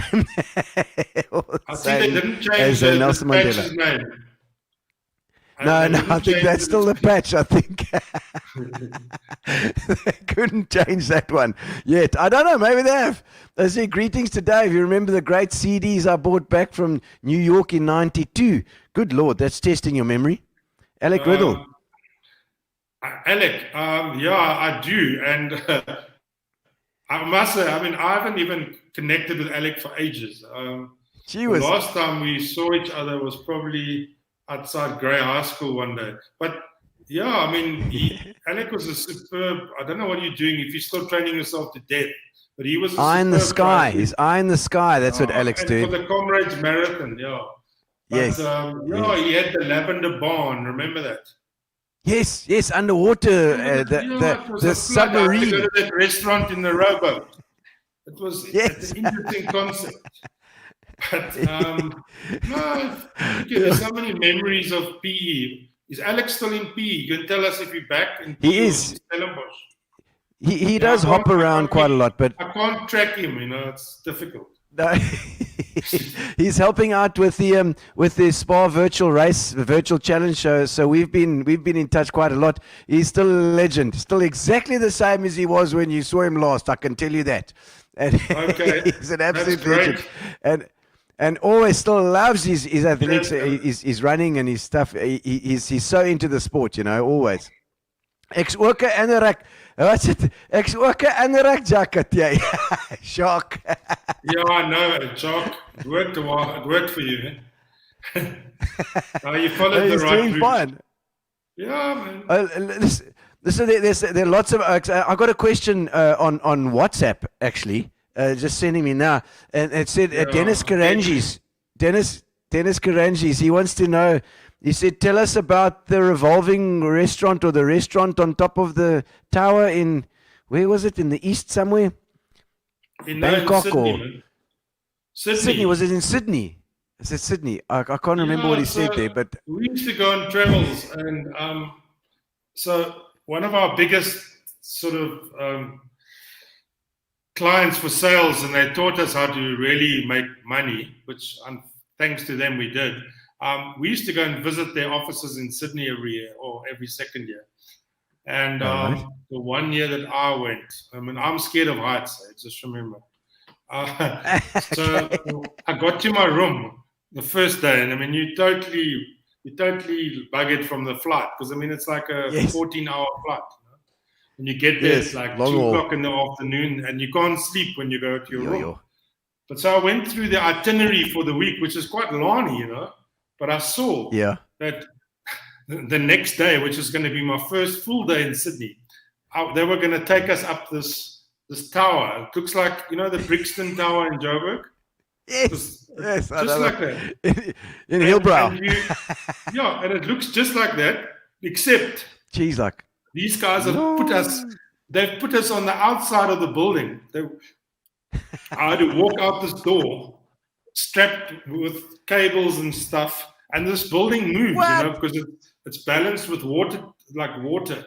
So it balances and it moves, and you can't even see the people on the ground level. They're so small. And I decided, I was scared of heights, so I decided I would go out first, because if I wait for last, I'll never go out. So I went out first, and I walked around the edge of this very high tower in Sydney, and there was a point where they put you on like a see-through floor. Yes. And then once you're on the floor, they push a button and the floor goes out from the building. Yeah, it was. I couldn't jump. They asked us to jump for a picture like this. I couldn't. My legs were so heavy. I couldn't move. Oh, there's Gary's got a picture of it there. Yeah, there we go. Is that it?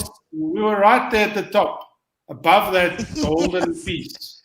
Jeez. And Dennis, I don't know, he was pretty brave, but I couldn't deal with it. He also said he cucked himself.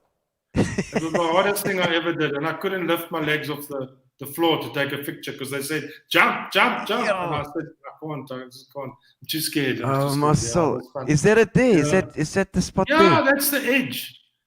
It's like you see right through to the bottom. It's bizarre, but it's a beautiful city. Is it glass? That's glass that you're standing on there. Yes, and it moves. They push you. They put you on there and it moves out. No, it was crazy. No. Not my fondest memory of Sydney. Okay, all right, there we go. Well, Karanjis was kind enough to bring it up for you, just to make you feel a bit tense. He knows my soft spots. Yeah, for sure. I see Fernando Angeleri's online saying, how's it? Fernando. Yeah. We love you, Fernando. Is this the Angeleri from the On The Go show? Yes, absolutely. There's the drummer. Remember those Angeleri brothers, eh? Because I produced On The Go show. Remember that? Oh, okay. You were with that band. I played with him. Child. I played with Epi and the boys too, but I was with the Eminent Child. Yes, I was, definitely. Yeah, and I produced that show for a few years at the old Opera House, and it was, we had a yes, I think that was the time that I was playing there then, if I remember correctly. Yeah, you were best drummer or something. Yes, I won in '94. I think we won with a band called Trax. You always had to try and beat Steel. Remember? Yes, of course, yeah. You had to beat Steel. Win. Yeah, no, it was yes, Dion and Kevin and Tini, and those guys. Do you know that there's a lady? I can't remember her name. Belinda Davids. I don't know if you've heard of her. Belinda. Yes. She does all these Whitney Houston.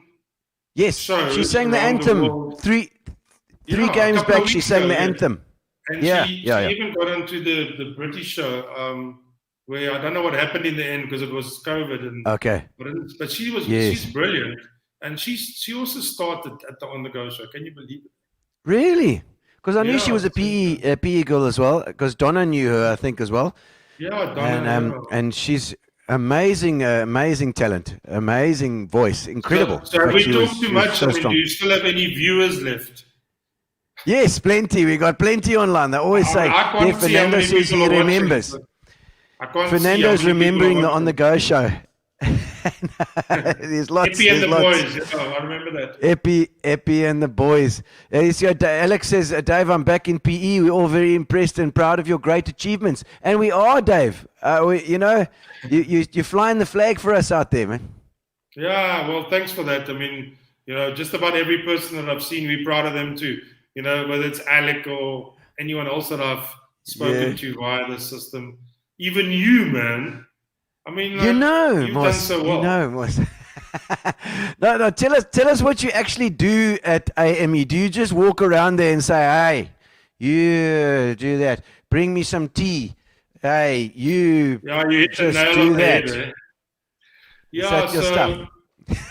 so let me tell you a little bit about the company that I work for. So it's African Media Entertainment, which is not the best name because the entertainment part, there isn't a lot of that. So, but it comes back from a legacy of the days when we We own big concerts as well in the old days. We owned All right. TicketWeb. We owned a lot of companies, Golden Gloves, Okay. and the Dome. But AME now Gee whiz. consists of a couple of radio stations. So we've got Algoa FM, we've got OFM, which is in the Free State and Northwest. Yeah. We've That's Central Nick South Nick Africa. Statios. Yeah, Nick is running that for me. So it's all Yeah. we got Alfie from PE, Dave, and Nick Yeah. from PE. So those are the Yes. radio stations. We've got MoneyWeb. It's a I don't know if PE you've heard of- mafia that runs this. Yeah, I don't know if you know about MoneyWeb, but we own MoneyWeb as well. Okay. which is Wow. a Yes. business, Yes. It's a business website, but we do radio shows, business radio SAFM shows. does a MoneyWeb. Is that the same? Yeah, SAFM same and money- RSG, we do those shows from Joe. Ah. Okay. So we Yes, own that's MoneyWeb. brilliant. We own a sales company that sells for all our businesses, our radio businesses, called United Yeah. Stations. Often people call it Okay. United Nations, but it's actually United Stations. And they've also got other clients that we sell for, other stations, not just ones we own. We've got Yeah. a stake now in this classic that's become hot. So we've got a stake Oh, right, in that yes. business. And we've got a It's gonna get stake hotter. in FM, which is also, it's going to be hot. And then we've got another company called MediaHeads, which works for all our non-brands. So they work for our opposition, but they do a similar job. And they're doing a Okay. good job. And we're quite involved in television as well. Through that company, Wow. we're involved with, I don't know if you heard, Ugly Betty. Ugly Betty's now on SABC3. So Oh, right. they've I remember recorded that program. show. Yeah, so there's a South African version out now, which we've been involved in. And we were recording, Wow. there's a new Netflix show. I was quite fascinated by the Netflix insert. But there's a new Netflix Yes. movie that they were filming today in our studios, which is going to have a radio vibe to it. They don't want to talk about the cool. name yet. But Like so it's quite exciting, WKRP in Cincinnati. Yeah. Remember that. And then Yeah. we have a property company. Can you believe it? So our beautiful building in PE is part of our property Yes. company. Isn't it beautiful? And, yeah, it's an amazing building. That we've got a building which isn't as beautiful as that one in Bloemfontein, but is nice. Oh, we got the best one. But the Algoa's is the best one by far. And then we've got the property where we are in Joburg. I hope you're paying me for. I'm working hour after hours here, so I hope you're paying me. Yes. Yeah. We're paying you overtime. Overtime. Yeah, double rate. So we got this property as well. So yeah, we've got a nice portfolio. So I look after each business has got a executive director or an MD or a CEO. Okay. I look after those 6, and then I've got the finance Wow. team, and I'm based in the head office. And this is the biggest sort of change for me, is that the company is listed on the stock exchange. So it's Woo. quite an onerous thing when you listed, because you have to please Yes. the JSE a lot. The So we're involved in a JSE. lot of reporting and for the shareholders. Okay. So There's you can lots of buy a admin stake- you involved can buy a- there. Yeah, you can buy a stake in our business on the stock exchange. It's 26 That's rand incredible. 50 a share. It's Gillian Fawley saying, "Awesome, boss." And if you believe me, you can buy more shares. Okay. And Jill was my PA after Pam de Villiers in PE. Okay. She was my last PA. Yes. And she always reminds me that when she first applied for a job at Algoa, I never gave it to her. But I ended up Oh, damn you! Damn Yeah, you! a faux pas. Yes, a But, faux pas. yeah, we still believe that she's my PA, and we have regular chats. Chats. Oh, good. Yeah. And asked Dave about his tea, coffee, and Horlicks drops. What are Horlicks drops? Alfie's bringing out the real darks. It's not a hectic story though. There was a presenter on Algoa at the time. His name was Kyle, and I had my own show. And Alfie was in production at that point at the SABCs now, and I needed some. Well, he calls them drops. They're not sweets. These are on-air jingles, drops, drop-ins, whatever you want to call them. So it's basically a voice saying, Dave T on Algoa FM. That's a drop in, okay? So we were in studio, and this guy got carried away. He was doing my jingles with Alfie, and Alfie was recording, and then because my name on radio was David T, he said David T, David's Coffee, David's Horlicks, because they're all hot drinks, apparently. And it was funny at the time. I don't know if it was so funny anymore, but it was just messing around in the studios, you know. Oh, nice, man. Nice. I mean, fun. We've had so much fun in the business, yeah. There's your better-known brother saying he's proud of you, big bro. Yeah, so remember we spoke about him earlier. More people know him than me in PE, and I never know why. Is he older or younger? Or? He's my youngest brother, but if you want to meet him, you just go to Seattle in Walmer every morning. You might find him. Oh, right. He's a coffee maniac. Yeah, I normally go with when I'm there. I see Brian Wilkinson is on board as well. He says, boardwalk memories come to mind with this fine gentleman, Dave. Made denims look like a suit.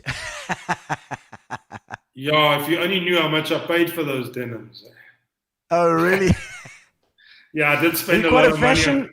Yeah. You're quite a fashion guy. I mean, yeah, like I love, like, I know this is a terrible thing to say, but to admit. Yes. But I love fashion, you know. Well, I love men's fashion, but not weird stuff. Yes. You know, I might struggle a little to wear your jacket, but you don't. Funky, I like what's wrong with this fashion? I mean, this is Bathurst fashion. That's a rock star fashion. I wasn't a rock star. I was a business guy working and having fun. And I used to wear expensive denims with smart, funky shoes. And I validated it by saying, I used to validate my clothes by saying, I wear these a lot, so I don't mind spending money on them. So, I never wore suits. Yeah, no. Now I wear tracksuits because I work from home, Alex asking if that's Mitch the Iron Man. Yeah, Alec gets Mitch the Iron Man. He's my brother. I think I think I inspired him somehow. I decided I had a bucket list, and then I made up my mind in 2015. I made up my mind to do the half Ironman in Durban. I said I only want to do this once. I have to tick it off. and I bumped into, I can't even think of the guys' names who trained me. But it was like the top class. They had all the best triathletes in their group. And then there was me. and I don't know how they managed to take me on, but I survived. And it was the Tissings, right? Reinhardt and the guys. Yeah. So you can imagine me, like this chubby oak. You couldn't run further than like 1.5 Ks. And I'd done the corporate triathlon about 8 times, and there was no more challenge. So I decided to do the half. And then Mitch also decided to, and he's still going on strong now. Yeah. Oh man! So you actually inspired him because he looked at you and thought, I don't want to look like that. I'm going to go and do Ironman. Well, the interesting story about my brother is we might have all lost a bit of weight along the way because of Ironman, but in the first time I was in, I think it was my last corporate challenge, which is a Saturday race. Yes. My brother's a very good swimmer and cyclist, but he hates running. And so I never thought he would beat me, but on the day, he came out of the water so quickly, and on the bike, he finished that so quickly, I was left behind. And it was quite, like, for me, it was like, how can he do this? Like, how can he do this? And somehow, on the run, I managed to pass him on the way back to Obi Beach, because he hates running when he was walking. Okay. But I think that was the start of motivating him to. Okay. Oh, excellent. It forced me to run the 5Ks in the end, but I passed him just before the finish. Classic. I see Lauren. Is it Laren? Laren. That's my from cousin. The USA. So Laren, I hope I don't get this wrong, but I think you swam for the Springboks, South Africa. Fill us in there. East London. But Laren is obviously my cousin, and he moved to America, and he's got his own swimming schools, and he's been living there for many years. Oh, lovely. He's got a very cute little dog there, I see, as well. there's my mate. Kevin Reed. Oh, yeah. Thank you, The Kevin. body's going to get Ever rough since now. you said, I'm going to have a drink for Kevin. he's saying I'm rocking the suit. Thanks, Kev. And coming from you, that means a lot, baby. Oh no, I trust. Yeah. I trust his judgment because Kevin would be wearing this as well. He could rock this. Yeah. I mean, when we met, he was working for the Herald, and they were co-sponsors of the On The Go show. And we contributed everything from the producers to the music to the technical to the whole vibe. Yes. But we expected the other sponsor to do something, you know what I mean? And Linda Harwood was involved, but she brought Kevin along as the to check the audit, to check the judges' scoring. That's what it was. And Kevin arrived. It was the first time I met him. I was producing that show, and he arrived in black leather tights with a black jacket and boots. And I said, "Well, what job do you do there?" And he said, "No, I'm an accountant." So accountant, not the average grey man, you know. No. And it was about, I don't know how many years later, but I managed to convince him to join me at Algoa. And it was amazing. He retired last month, so big up to Kev. He did, Kevin. 21 years. Yeah. Big ups to Kev. He's an absolute legend, and he truly brought another form of accounting to Algoa. I know that. He was the most flamboyant accountant I've ever met. You know, the best thing about flying with Kevin Reed is that he taught me all about the flaps of the aeroplane and pushback and this and that. And when we got on a plane, I always used to let him walk in front of me because he's the most talkative guy I ever met and full of energy. So I used to say to Kevin, you know, just chat up the air hostesses, and when I get on board, just introduce me to them. Excellent. Preparation. Robin saying hi, gorgeousness. I'm scared already. I don't know if she's talking to me or you. I'm just presuming she's talking to me. Yeah, it's definitely you. Presuming. Michelle Maynard saying how's it as well. To Kev, she's talking. They're talking to each other in the comments here. It's like we're not here, you know, Dave. That's okay. Let's just carry on. Yeah, we got it. All right, yeah. No, I'm saying, do we just carry on talking until we get tired? No. We've got similar sections. Top up your glass. We're going to get into the next section right now, which is called the Getting to Know You section. Getting to know you, getting to know all about you. There we go. Getting to know you. All right. So some quick questions. The most adventurous thing that you've ever done? Walking in a tower around Sydney. With karanjas. Forcing someone to move my legs manually because I couldn't do that myself. I think that was what did you say, the most adventurous? Yes, most adventurous thing. Yeah. You actually stepped out and did it. Yeah, I stepped out of the ledge. Yeah. She's like, kudos to you. Kudos to you for doing that, because that's a big thing.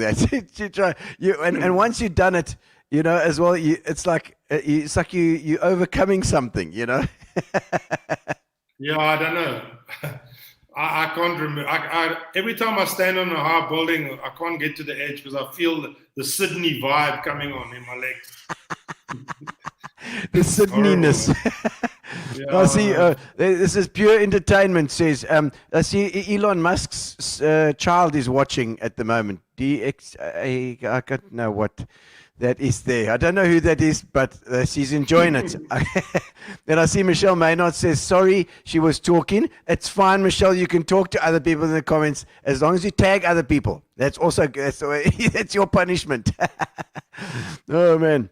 It looks like I've become famous because everybody's seen me on TV now. Eh? Yes, they're all. It's you're famous now. You've been on Gino Spot. Absolutely. The news traveled fast. It did. What's the hardest that you've ever worked? I think when we moved Algoa FM out of Radio Algoa out of the SABC. Wow. Okay. Because everyone thought that Radio Go was a full-on radio station, and it wasn't. It was like two departments. It was a programming department and a marketing department. That was Radio Go. The other departments all belonged to the SABC. The finance department, the technical department, the transmitters, this, that. So when we left and the business was sold, the new owners didn't have anyone to do all those jobs, and we had to start from the beginning. Holy moly! And Alfie, I think he worked the hardest. I'm sure, because he would have had to do the technical side as well. Yeah. He had to do the technical, IT, and build studios. That man grafted. Give him a bell. Holy moly! Yes, give him a bells. Hey, Dave, I'm going to come and have coffee with you to talk music, he says, Brett Elliott. I'll see you at Katie's Palace, Brett. Excellent. When Excellent. COVID's over. Okay. Yeah.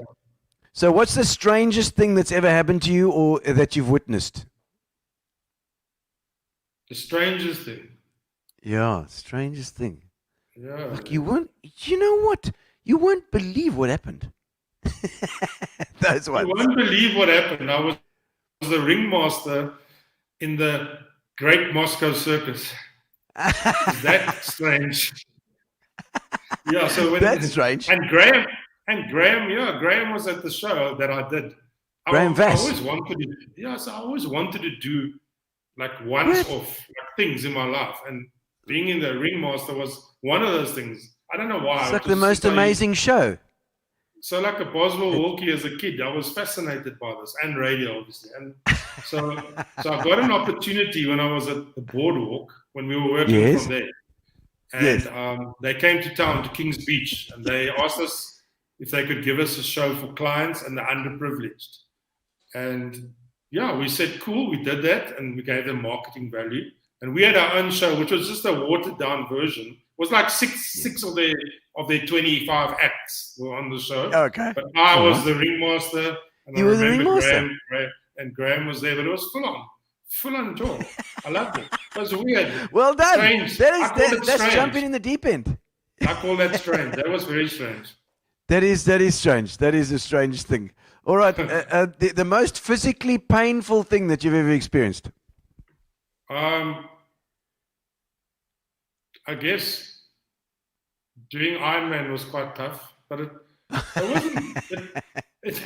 I knew I had to finish, so as much as the pain in my feet was there, I couldn't decide whether I should walk or run at that point because it was equally sore. Or cry. Yeah, so that was quite painful, and I guess I don't know what else. There must be other. Going to the army was quite painful. Yeah, painful mentally. I must be honest, it was more like a mental, actually freaked me out a bit, all that mental stuff that happened there. Stuff, for sure. No, especially at that time, it was hectic. From an emotional and mental perspective, Yeah, good. Okay, well, that's I'll take that as the most physically painful. But the most amazing physical feat that you've managed to pull off?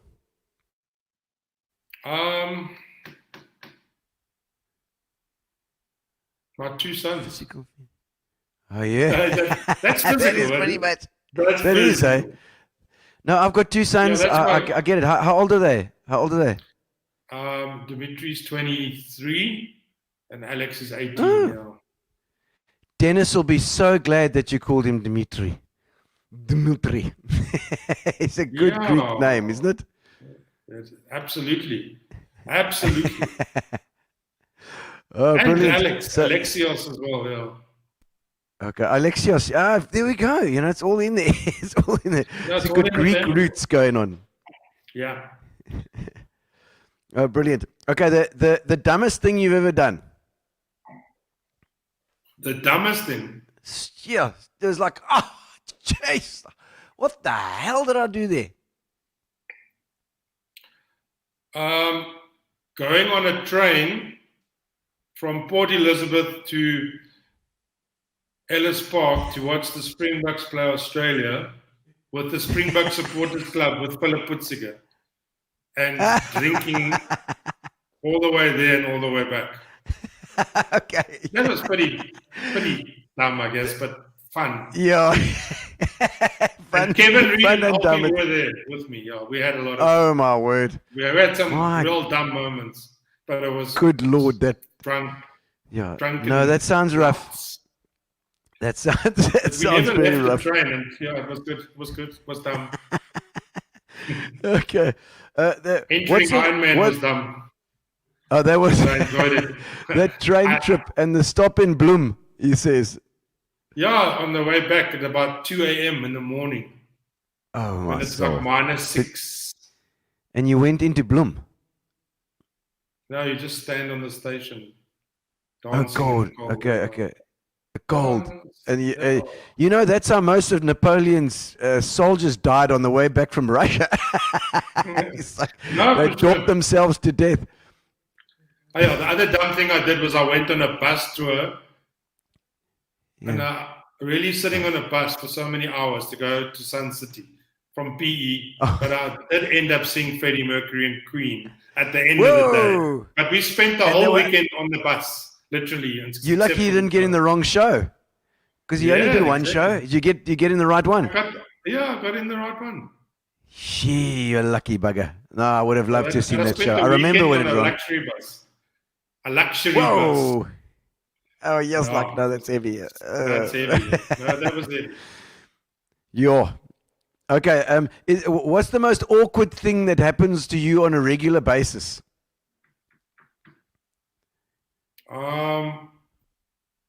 I blush. You blush, even though it's not that rude or whatever. Yeah, sometimes You're like you look guilty. Yeah, like it's the only part of me that's left from school where I was shy. Is that sometimes I blush. It's weird, and I So can't you were stop- shy. Yeah, You're I'm shy at school. technically shy, but I'm not. Yeah, but now Yeah. I wouldn't No, say so. But but I you- do. If I mess up in public, I blush. If I Oh, really? do something Okay. silly and someone makes, I blush, and that's not. I Well- don't enjoy it. I must teach you jazz hands You and wear shifty makeup. eyes. Yeah, Then and it's fine if you mess up and it's just like, and Yeah. then it's not like a mess up anymore. It's like you did it on purpose. no, for sure. Anyway, What's something that people sometimes misunderstand about you? some people think I'm aloof, but I'm not aloof. I'm shy.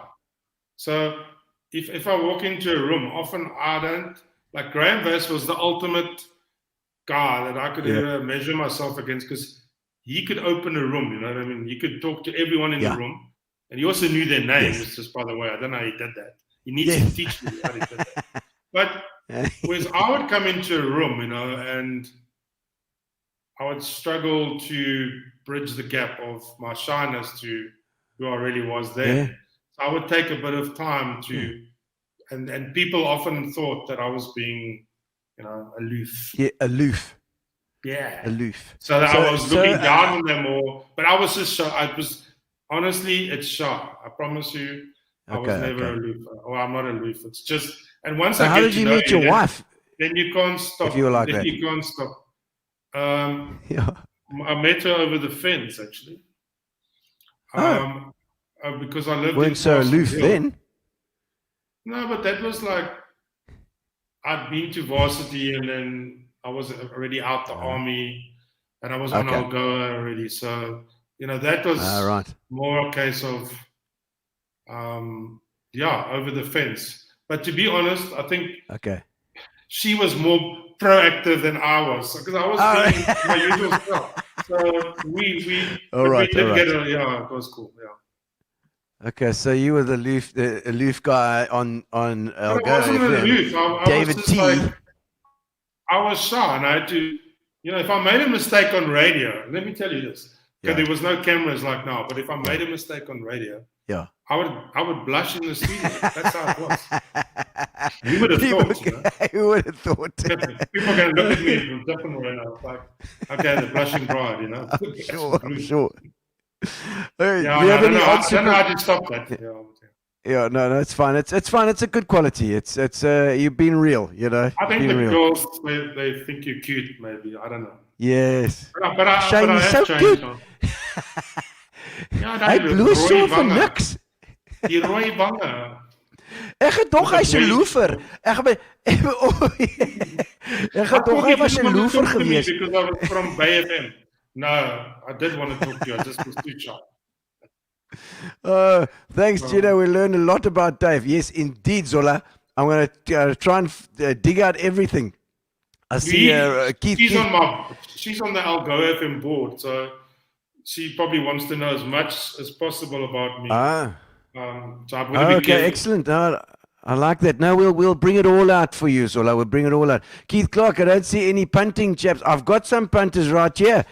I've been slicking on it all night. We need some more, Keith. We need some more, Keith.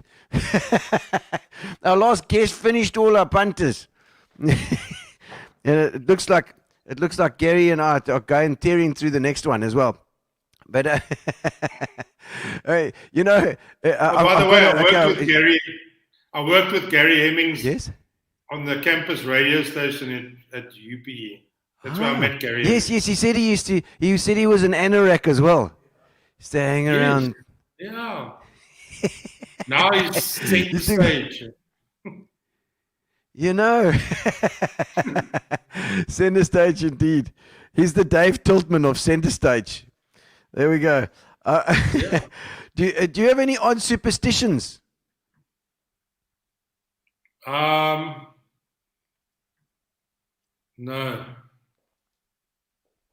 It says here superstitions or phobias, but I know what your phobia is. You're obviously scared of heights. Yeah, I'm scared of heights, and I don't like snakes and spiders. Snakes. Bro. Snakes are very. If I see a snake, Don't kill the snakes, man.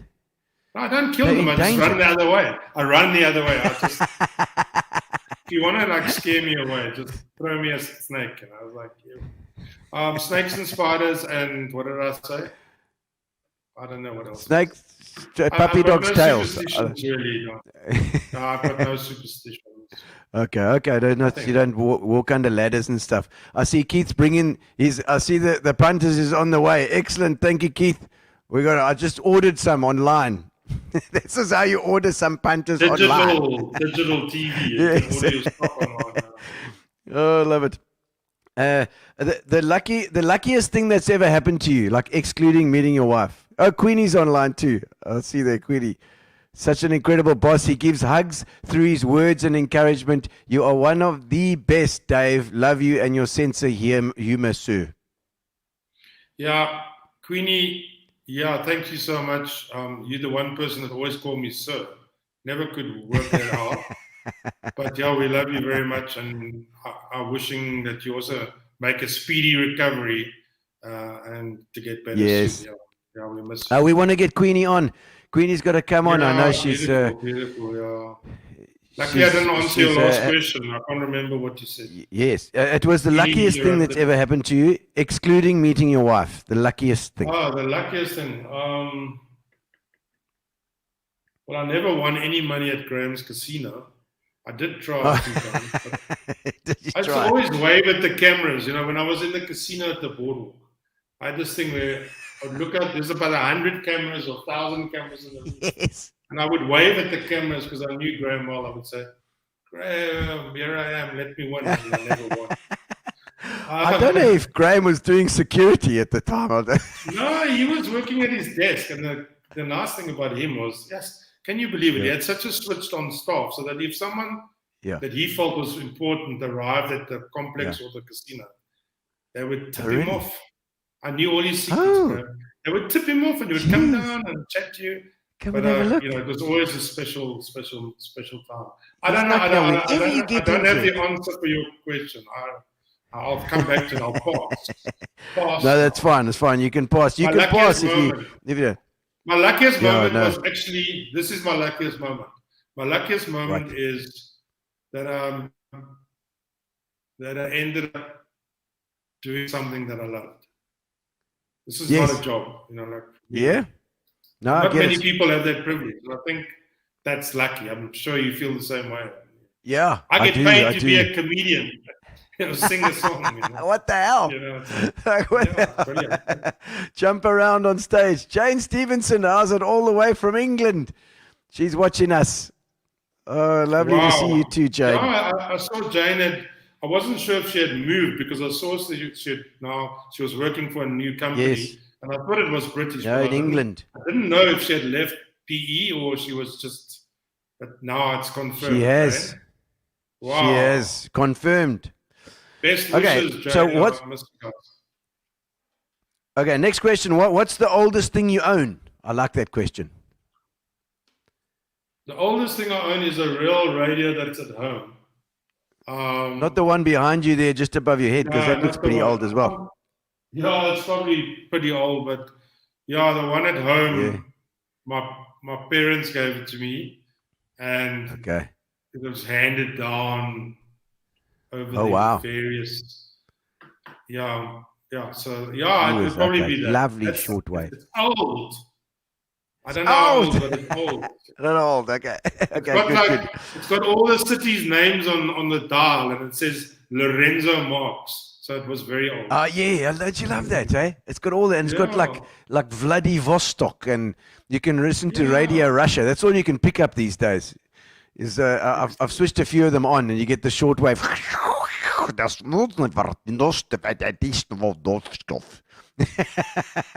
God, what the hell's going on?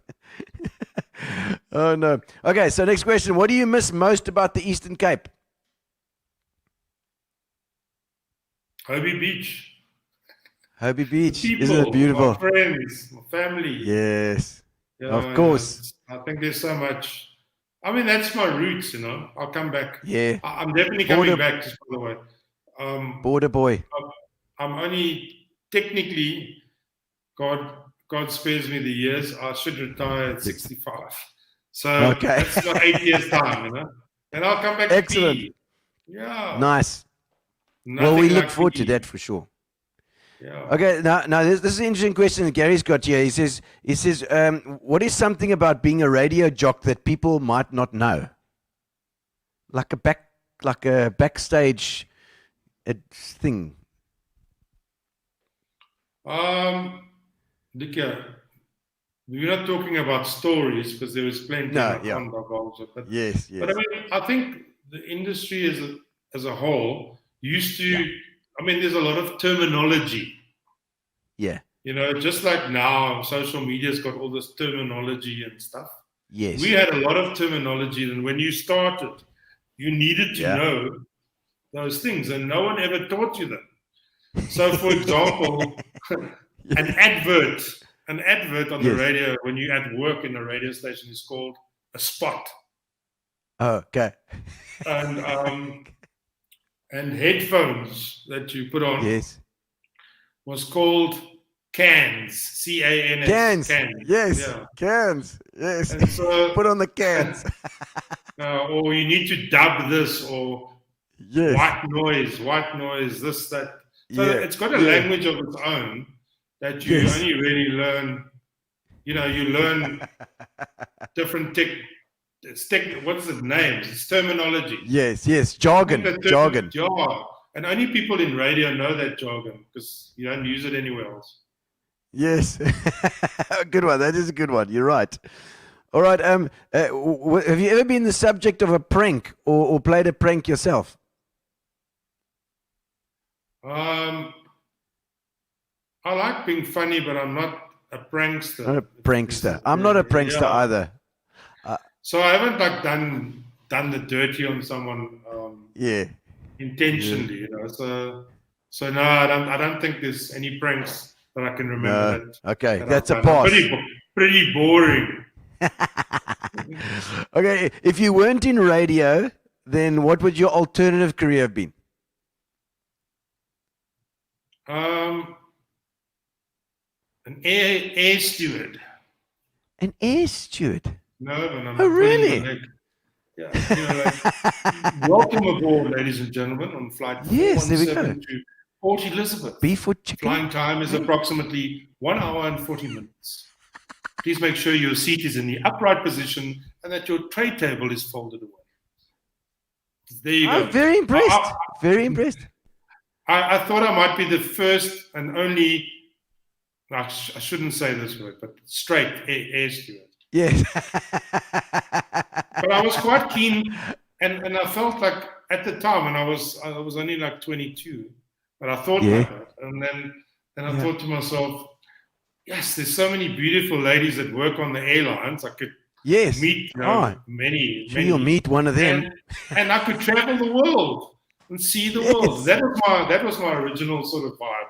But I flew back in the army. I was flying from Windhoek to Cape Town, and the old SAA, and this guy, he was an air steward. They used to call him coffee moffies in those days. Yeah, and I told him, I don't know, I should never have done this, but I told him I was interested in the industry. And he made sure he served his coffee very quickly and spent half the flight sitting next to me. And I realized this isn't for me.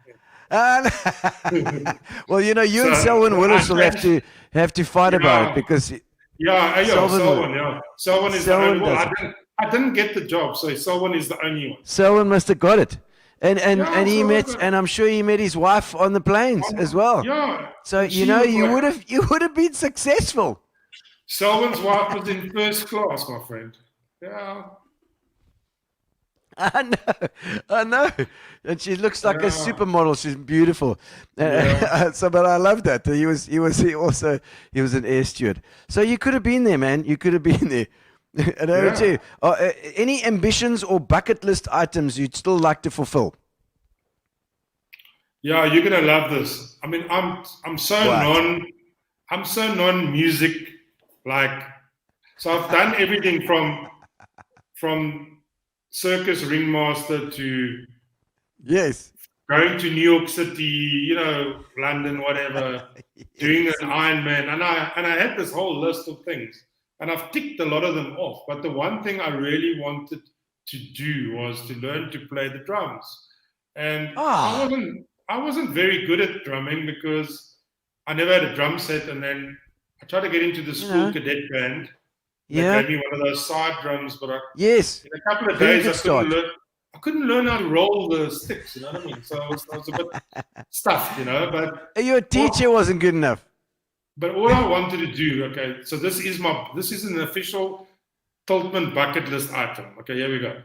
I want to, and it will never happen because Gary will never allow it, but I wanted to play one song live in a band, like just an easy song as a drummer. It's going to happen.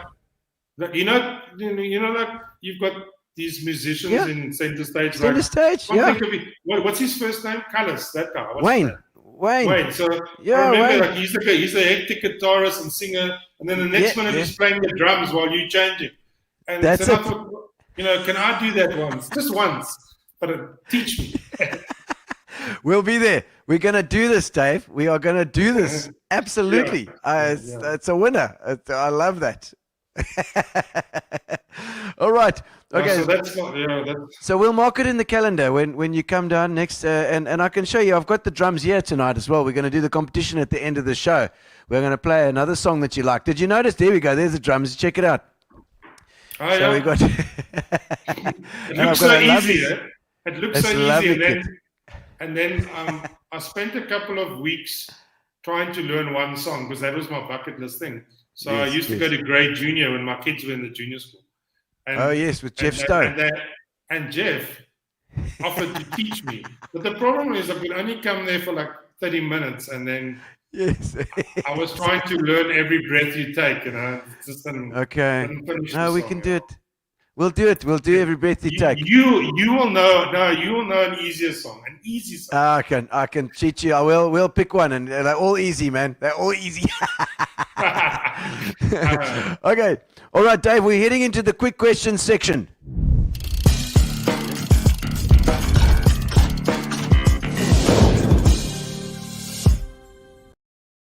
All right, as we get to the end of the interview, we go into the little quick questions, and I love these ones. The first album that you ever bought? The first album that I ever bought? Wow. Yeah, that's always a telling thing, that. Yeah, you won't even know this band. Oh, try me. Yeah, Mike Fuller. Oh, Mike Fuller. Yeah. Did you buy that? Yeah. Look out, here comes tomorrow. Look out, here comes tomorrow. East Yeah. London boys. East London And I was boys. from East London, and they used to play there, at the Guild. Of course. Where you play They- now, yeah. No, it was slightly before my time, and Mike Fuller, of course, went on to manage Rabbit and Clout and all sorts of amazing bands as well. And I should actually get him on the show too, Mike Fuller. It'd be very interesting to have him on. Robert Zahn saying, "How's it? How's it, Robert?" Yeah. But my first 7 single was, this is the cringe-worthy part, Boney M and that Christmas song, what's it called? Oh, jeez. I can't think of the name now. Mary's boy child, Jesus Christ, was born on Christmas Day. That was my first 7 single that I bought. Oh, my soul. Well, I also got one of my first albums was the Boney M album, but it was the one with Rasputin and that lot on because of the drumming, those drums. That drummer was amazing. Yes, he was. You know what There's I discovered? a new version of that song. There's a new version of that song now. Rasputin. Dance version with the original track, but it's mixed and it was on the charts. Man. Look for it on Spotify. You'll love it. There was a song before it called Night Flight to Venus, which actually went into that, which had this amazing drumming on it. Okay. It had this a huge drum kit. And the drummer that how's this? And I don't know if you know, but the drummer that produced and he played on that album was called Rivers of Babylon, that album. That album, the drummer was the same drummer that produced Billy Idol, Vital Idol. And the drum sound, and he played drums on it. Hey? How's that? It's incredible. I mean, like Rebel Yell and White Wedding and those things. Yeah, Money. Yes, Mike Fuller, Keith Clark saying Mike Fuller's a legend. I must actually get him. I must get Mike Fuller on the show. He is a legend. Christmas at Sea. Goombay Dance Band, yes. Was that Goombay Dance Band? Yeah. I just remember El Dorado, I think it was called, from Goombay Dance Band. Yeah. Also had a bit of drums in it. All right. What's heavily played on your playlist right now? Well, I listen to a lot of. I've got like Spotify playlists. The latest. Yeah. No, I never got those. That I like is the Elton John with Dua Lipa or Elton John with somebody. Oh, okay. Okay, I must have a look. Is these the compilations? No, so it's a mix between Elton John singing "Sacrifice" and her singing "Rocket Man," but it's all put together. It's on the charts now. It was released about 3 weeks ago. But it must have ruined Rocket Man. Well, she sings it well, and the way it fits together. They haven't even called the song any of those songs. The song's called something else. But it's Elton John and someone. And it's actually quite nice. It's got a lounge beat, the lounge vibe, Yeah. It's funny how you refer to it as Elton John and someone else, but then like the youth of today will be describing it as Rihanna and someone else. Exactly. Yeah. I don't, I gave away my age. Yeah, you did. I knew every song that came out from 1980 to 1996, and then then it goes in the toilet. Yeah. So if you need me in a music trivia team, I'm very good from 70s to 90s. If you need a guy. From 70s to 90s is a good one for me too. What's New Romance? You're my first love. It's a song that I asked him to find for me a couple of years ago because he's into socky music, sometimes he's play these functions, and that song was like a Euro pop. It was not modern talking, but it was that vibe, and you could two-step to it quite nicely. Okay, and I like the melody. Okay, exactly. Yeah, so I like all types of music, so I like that song. Yeah.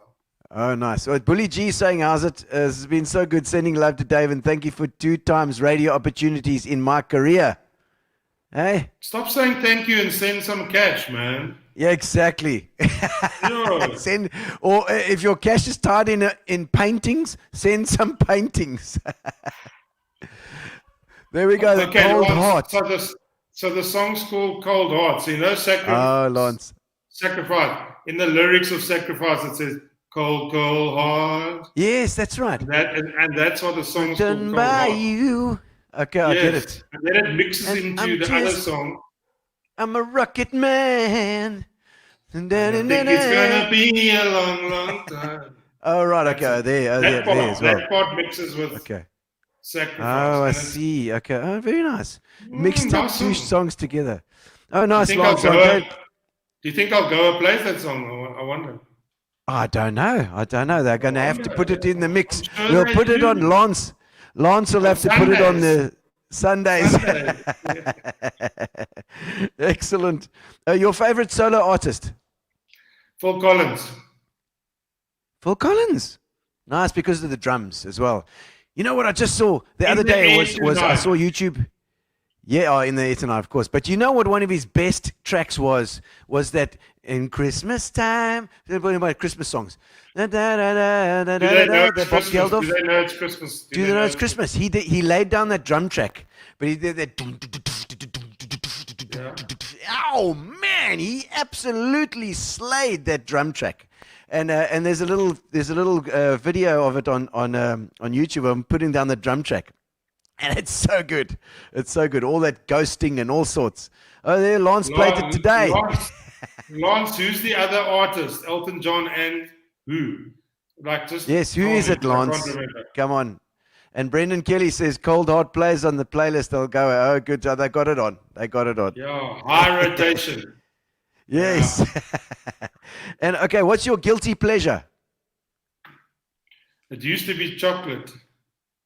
Chocolates. Oh, good. Chocolates, That's good. baby chocolates. Yeah. Baby chocolates. Dua Lipa. That's the lady. Yeah, top deck, man. Top deck. Dua Lipa. That's who it is. Yeah. That's the other I one. said Dua Lipa earlier. Elton John Oh, and is it? Dua Okay. Lipa. Yeah. Yeah, I used to be addicted to chocolate, but yeah. Yeah. Dua Was Lipa the- for me was like that's what Noddy Holder from Slade would say. Okay, we're gonna do a Lipa now. Let's go. Yeah. Dive into the crowd. You know? Yeah. Yes, exactly. Oh no. Which celebrity annoys you the most? Kim Kardashian. Oh yeah, a lot of people say Kim Kardashian. I Me just too, wish she would Jane says. stop now because she's got so much money and she doesn't have to do anything anymore. Just go away and let's find someone else. I know, it just goes, come on. What the hell, It man? never ends. Stop taking It our never money. ends. Oh no. Oh, have you got any pet peeves? I'm sure I do. Like what irritates you? Taxis. No, not really. Not. Well, these I days we have don't to toot and wave because they were so nice to us the other day with its rights. Yeah, I'll pass on the pet peeves, but I can't think. Yeah. But Okay, all probably- right. people chewing with their mouth open, something like that. Okay. Or, All right. or yes, my favorite one. When I started working in Joburg, I traveled a lot. And Oh, yeah? occasionally you'd sit next to another person. It's always men, Yes. of course. Yes. And I could Yes. take off his shoes on the flight and sit in his socks. And you could smell that he'd been around for a while. No, And really. I mean, for 1 hour and 40 minutes, you would sit there. Yes. No, that And sucks. I just didn't have the ability to say, please, sir, put on your shoes. Yeah, put on your shoes again, you bloody bastard. Yeah. Yeah. Okay. Your go-to restaurant for good food. Oh, where? PE or Joburg? Let's say PE because we're around here. Or East London. Or Queenstown. London. Conte. Yeah. No, East London is famous for the Friesland ice cream. So Ah, would the be Friesland the milkshakes. Yeah. Yes. So Amazing. if you said, yeah, so for me, East London is Friesland. Soft serve okay. or whatever. Yes, But that's of course. that's not a restaurant. No. PE is, well, it's changed so much. When I started at Algoa in when was it? 89. The Ranch was the hot spot in Russell yes. Table Yeah, 13, eh? Table Road. 13. Yes. And then, that was where it started. That's where the trouble started, man. Yes. And can I have a steak? Yes. What's the code? What's the code for this What's the week? code? What's the secret code? Give me that secret code on the menu. I want that one there. I think that was just a garlic loaf. I'd like the salami, please. That's an urban legend. I wonder if that was really true. There were some really cool restaurants in those days. El Cid, and the Hungry Eye, and yes, Black Angus. Oh, I loved it. The Ranch, and there was a seafood I've just restaurant. been to the Coachman. The Coachman was fantastic, and I must get a Castus on here. When I'm in PE, I enjoy the Coachman, and I enjoy. Yeah, I've got an old mate that runs the Ocean Basket on the beachfront. Yes, Bot. Always good quality, and then. Oh no, it's not Bot. No, that's not. That's the Blue Waters Bot. The Ocean Basket is. Ocean Basket, and then what's the other Papagello. No, that's East London, eh? And that's a Greek word. It means parrot. A parrot. Okay. Okay. The restaurant was actually, they had a picture of a parrot, but it was called Papagello. Papagalo. Papagalo. Yeah, it's Papagalo. And then, You must take Dimitri there sometime. Yeah. The restaurant's closed. What else? What's the restaurant in the valley? I like going there now. Remo's. Yeah, I like Remo's. Yeah, Remo's. Stanley Street was the last time I was in PE. Well, not recently, but there was a lot of places there that I enjoyed. There's some new places there as well. You'll have to go and explore some more. Absolutely. There's a Mexican restaurant there. Yeah, bye. I can't remember now. So the Oaks will have to put it in the comments. I can't remember the Mexican restaurant there though. What's the longest you've ever gone without sleep? I think during the military training, I probably. Oh really? I probably had to stay awake for guard duty and stuff like that, but it wasn't. I love my sleep, by the way, so it's a problem. Yeah. Oh, okay. Yeah. All right, we're going to go. The final couple of questions are would you rathers.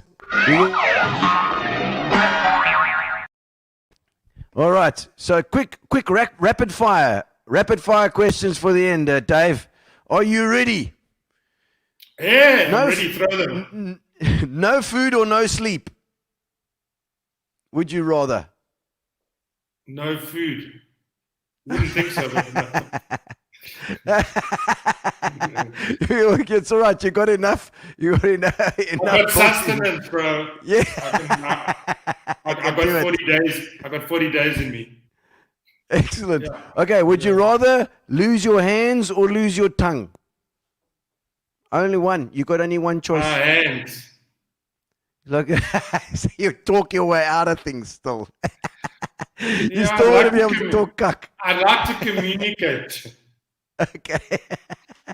Would you rather be eaten by a shark or a tiger?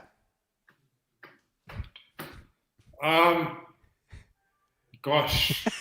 It's a difficult one. You can choose whichever one, but you got to be eaten by something. Okay, so it's the one that's going to devour me quicker. Which one is that? I think the shark will only bite my leg off. And it'll be okay. The tiger. I'll go for the tiger. Yeah. The tiger. There was a leopard, I believe, at Keebooms yesterday. Did you see those photos in the river, swimming in the river in Keebooms? No. They slept. Yeah, there's so you can go there and get eaten by a leopard. Would you rather be an ugly genius or a hot moron? What is that movie with the guy who used to attract all the girls? Zoolander. No, the one that guy that he was like Austin a James Powers. Bond. Yeah, he was Austin like Powers. Yeah, like Austin Powers, the chick's Okay, a hot moron. Yeah, I think that would be it. I'll give it a try because I haven't succeeded in this lifestyle. So I'll give a hot moron a try for the next time. As the ugly genius. Oh no, I was going to go that way with your fashion sense and everything. That whole story. Yeah, baby. Oh, good. Yeah. All right. Would you rather be a happy fool or a troubled genius?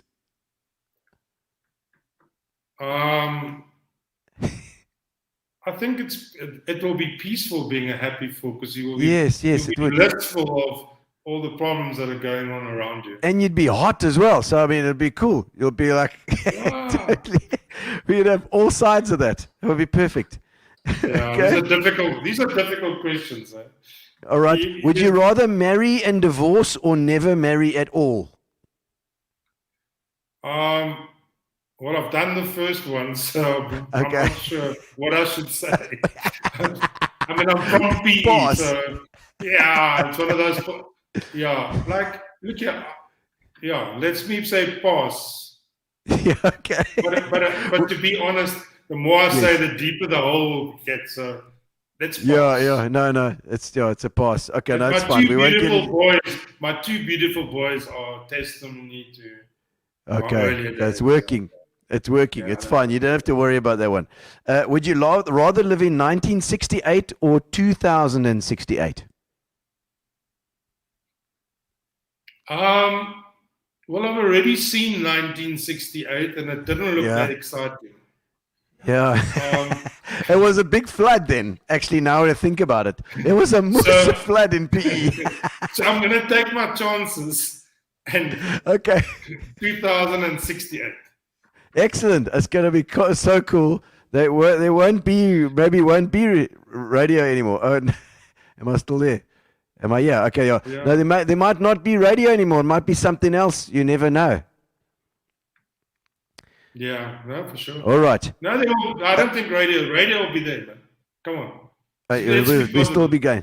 Let's be positive. We're going. We absolutely.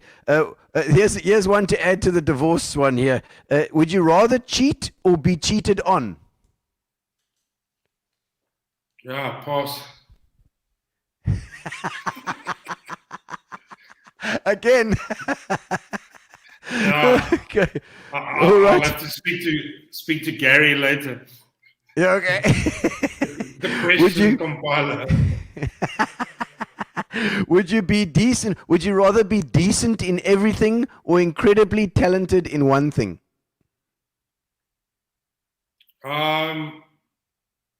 No, I would prefer to be an all-rounder, to be honest. In the profession. All-rounder. Yeah. Okay. Decent. Okay, no, it's fine. Master of master of everything. I want to be like who's that Springbok rugby player? You could play any position in the back line. Yeah, that's cool. Donnie. Yeah, everybody wants you. Yes. The radio Someone is gets the key. injured. Yeah. Yes, yeah. Radio is the Keith Richards of media, says Alfie. I think you're right, Alfie. It's a trap, says Johan. I know. Johan, Okay. it was a trap, but that's why I didn't want to go there. Last one. Would you rather defend a guilty person or prosecute an innocent person? No, man, where did you find these questions? Did you Google this? That's a good one. Would you rather defend a guilty person? You know he's guilty. He's a bastard. Or would you rather prosecute an innocent person? It's the same thing because either way, you actually... it's not You're in bad me to both do ways. that. Yeah, You're bad both ways. Yeah, Okay, it's a know. trap. That's a trap. It's a trap question. Yeah, absolutely. Oh, Dave, man, thank you so much. We've gone to what 20 minutes. It's 10 to 9. It's been a fantastic interview. I'm still at work. I know. Look at that. You're gonna go home. I keep getting the security guards coming to lock up and switch off the light. Your wife is going to say, "Where you been?" No, I was doing a show. I wasn't working late, my darling. Yeah, there is no wife, but yeah, I don't have that problem. Okay. All right. Oh, no, Dave. But thank you so much for coming on, and thank you for your time, man. We normally end off with your most embarrassing moment, or the time when something's gone completely wrong in your the gig. Alfie, what's my most embarrassing moment? We'll have to ask Alfie. I don't know what my most embarrassing moment is. Or something where a gig's gone completely wrong. Yeah, I mean, I guess, the early days of, and it wasn't like a big deal, but it was embarrassing, and because I was shy, it was. The sharp moment was even worse. Like when you're playing at a disco and your amp blows and you haven't got a replacement. Oh. But that's like quite simple at a simple level. Yeah. But I guess I've done pretty crazy things. I just can't. I know what it was. I actually know this. So I went to this team build in Knysna. I got all these guys right now saying, please don't say it. Is this Alfie? Check Alfie now. He's tuning. That would be telling, and I don't tell, he says. Okay, we won't mention. I'm talking about myself. So I remember we had a lot of people there, and we were at under the oaks or under the something in Knysna. It's on the lagoon. And we were all staying in these places. And I don't know, obviously we had too much to drink, obviously. And we went down as a group to the lagoon. But you think the lagoon is obviously deep, but that time it was low tide. So the water was literally that deep. But it looked like, it was full. Deep. So it looked like that. So I remember I took everything off except my undies. And I walked down the steps into the lagoon, and I said, look at me now, I'm walking on water. But I was drunk, obviously. And everybody and then my news editor went and undid the bulb and the lights. They were running next to the lagoon because it was embarrassing. So there's like one of the secrets. So I was walking on water. You lit up the whole thing with your underpants. Yeah, and he was getting shy because I was walking on water with my underpants. But what you do at team ball exercises, crazy things. Well, I remember that time when Carol Ann Keller, she stood the splits, and then she did herself a major injury in the one team building story.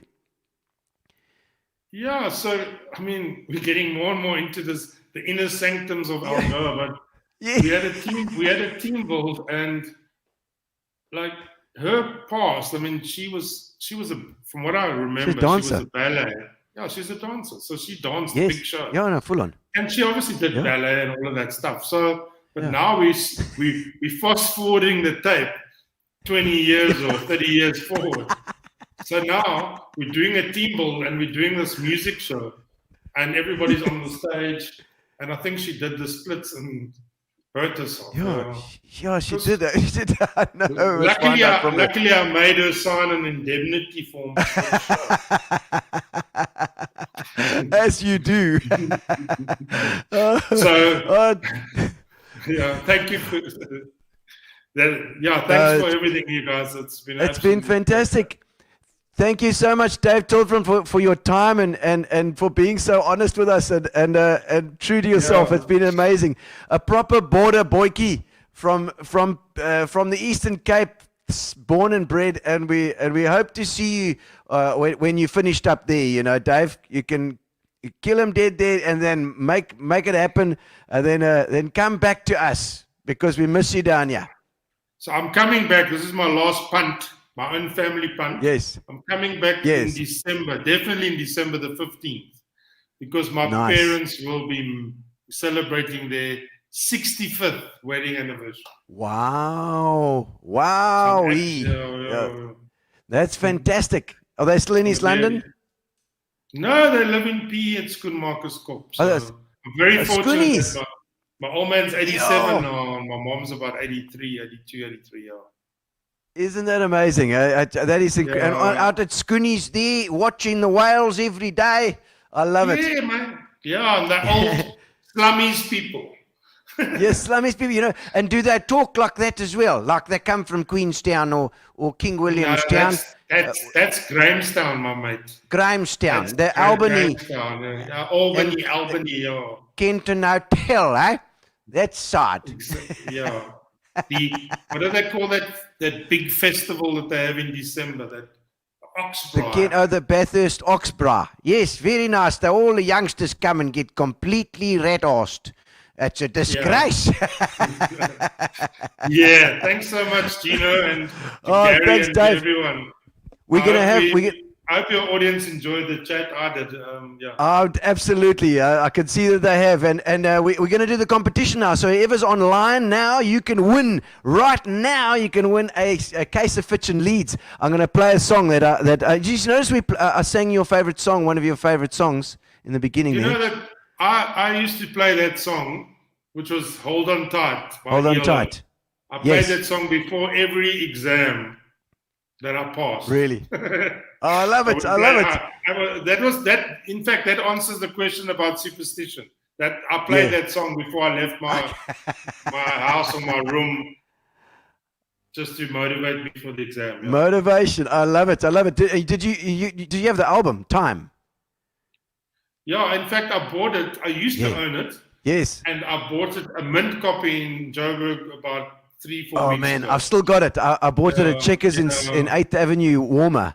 I've still got that album, and it is one of my favorite albums with Twilight and the lights go down. It's got so many songs. Yeah, that's my next set. So I'm going to do one last thing because I'm keep talking. Yes. But I know you guys have done a lot of shows at Center Stage, but the one show you haven't done, which I think you should do at some point, is Jeff Lynne with the ELO, Roy Orbison, Tom Petty, George Harrison. I'd love ELO, to. Traveling Wilburys. We did it. We did a little section in the 70s show. We did a section of ELO, and it was fantastic. I absolutely love it. So do that show, and I'll come and watch. Excellent. We'll let you know. We'll let you know. We'll do it. And things get back to normal, yeah. The song tonight is also an ELO song, and I just want the winner will be able to just put the title of the song in the comments, and they will win Fitch and Leeds. Even if you're in England, we can send it to you. So let us know. The first one to put it in the comments, get ready on your typing, your keyboards, and we'll do it. Thank you so much, Dave Tiltmann, for coming in. You've been an absolute legend. Thank you so much. Thanks, everyone. All right, we're going to head over. I'm sure we miss you too. And I'm going to head over to the drum cam now. So yes, and you can take some tips, Dave, if you still want to play some drums. All right, I just want the name of the song. You know it's ELO. I want the name of the song in the comments, and the first one to do it will win Fitch and Leeds. All right, here we go. Down.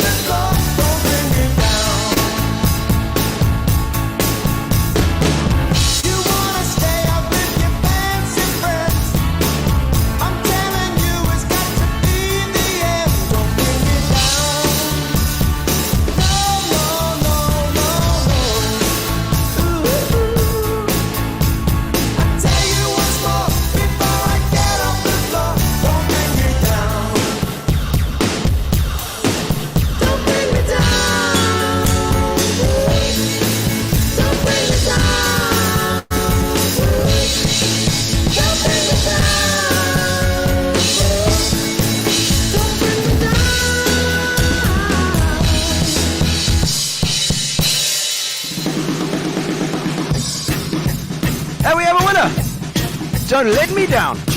I think it's Don't Bring Me Down. It's not Don't Let Me Down. It's Don't Bring Me Down. Johan starts. You are the winner.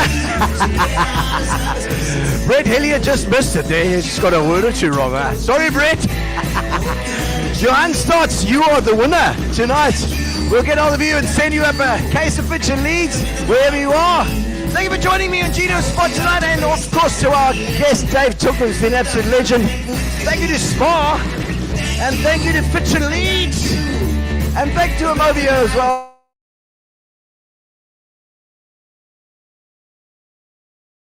On Saturdays, we do a rebroadcast on Saturdays.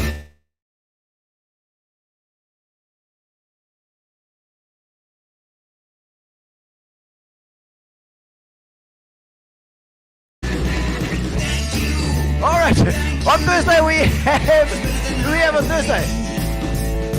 Alan Stratton. Alan Stratton is on Thursday, of course. We got him for the yacht club. We'll see you there on Thursday. Alan Stratton. Get there. Relax, sit down. Coming out of PE town. Drink, find a shot. Never mind your liver. Get to Gino Spot. Gino Spot! Get to Gino Spot. Gino Spot! Have a laugh, have a giggle, and exercise your middle. Have a Gino shot.